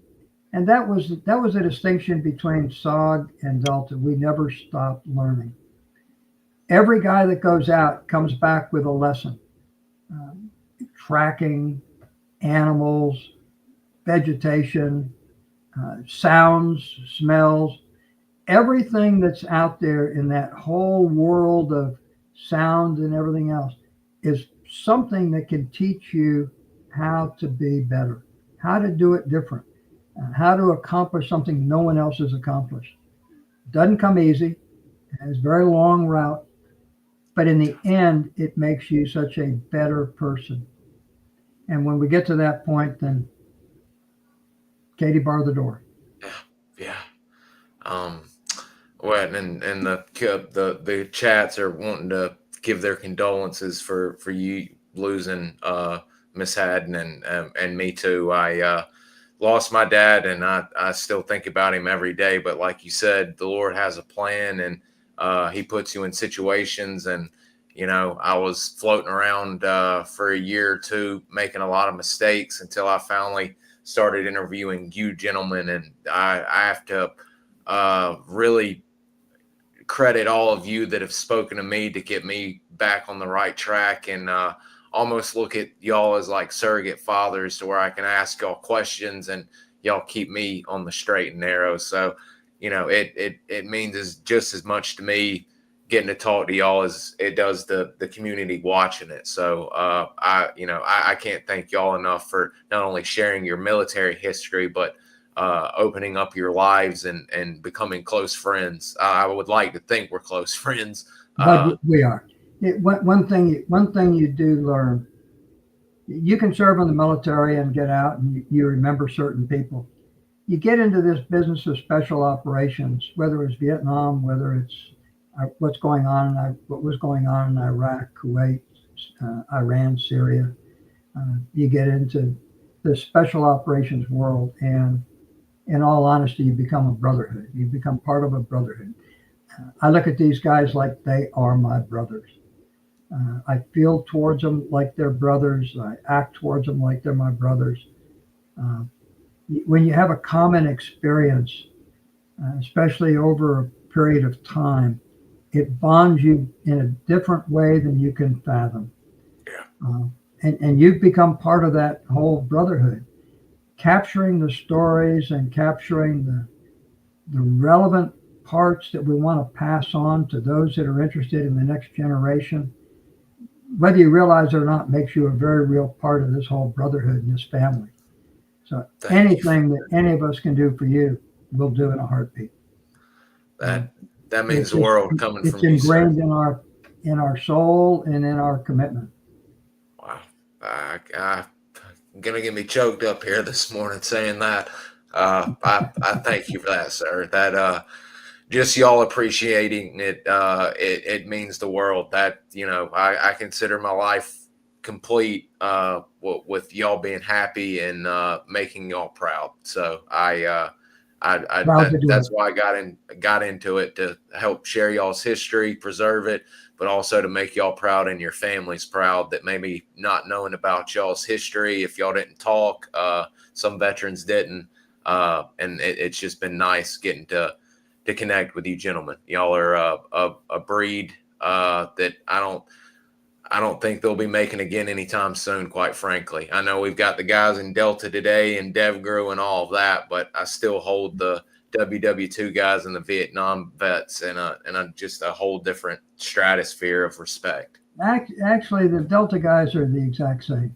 The difference is, you got to remember, Project Delta occurred, let's say, ending in 1970. Okay, so for 50 years, we didn't say anything to anybody. We didn't want to compromise to any action or opportunity that was coming along. What we learned, the way we learned it, and the way we operated. We were as much bottling it up as we were protecting it from disclosure to future enemies who would say, oh, we know exactly how they're going to operate now. So there's clearly a reason why we don't advertise what we've learned and the successes we've achieved unless somebody on the outside, and I'll use Lieutenant General Cushman with the Marines, 3rd Marine Amphibious Force as an example. It's clearly a reason why we never said anything to anybody, but why he wrote in his report and his memoirs, these guys operate in an ether zone. We weren't going to say that. We're just doing our job. But we were doing things that the 3rd Marine Amphibious Force was unable to figure out, and they weren't designed to do it. And we were. We evolved over time. We evolved for the whole 6 years. We were constantly striving and had full authority to do it, to figure out how we can do things differently. What's it going to take? How do we do this? Not ask permission. Never ask permission.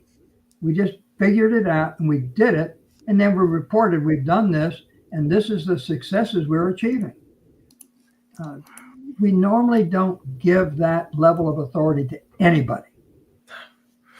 It's alien to normal force structure and methods of operation. We had that.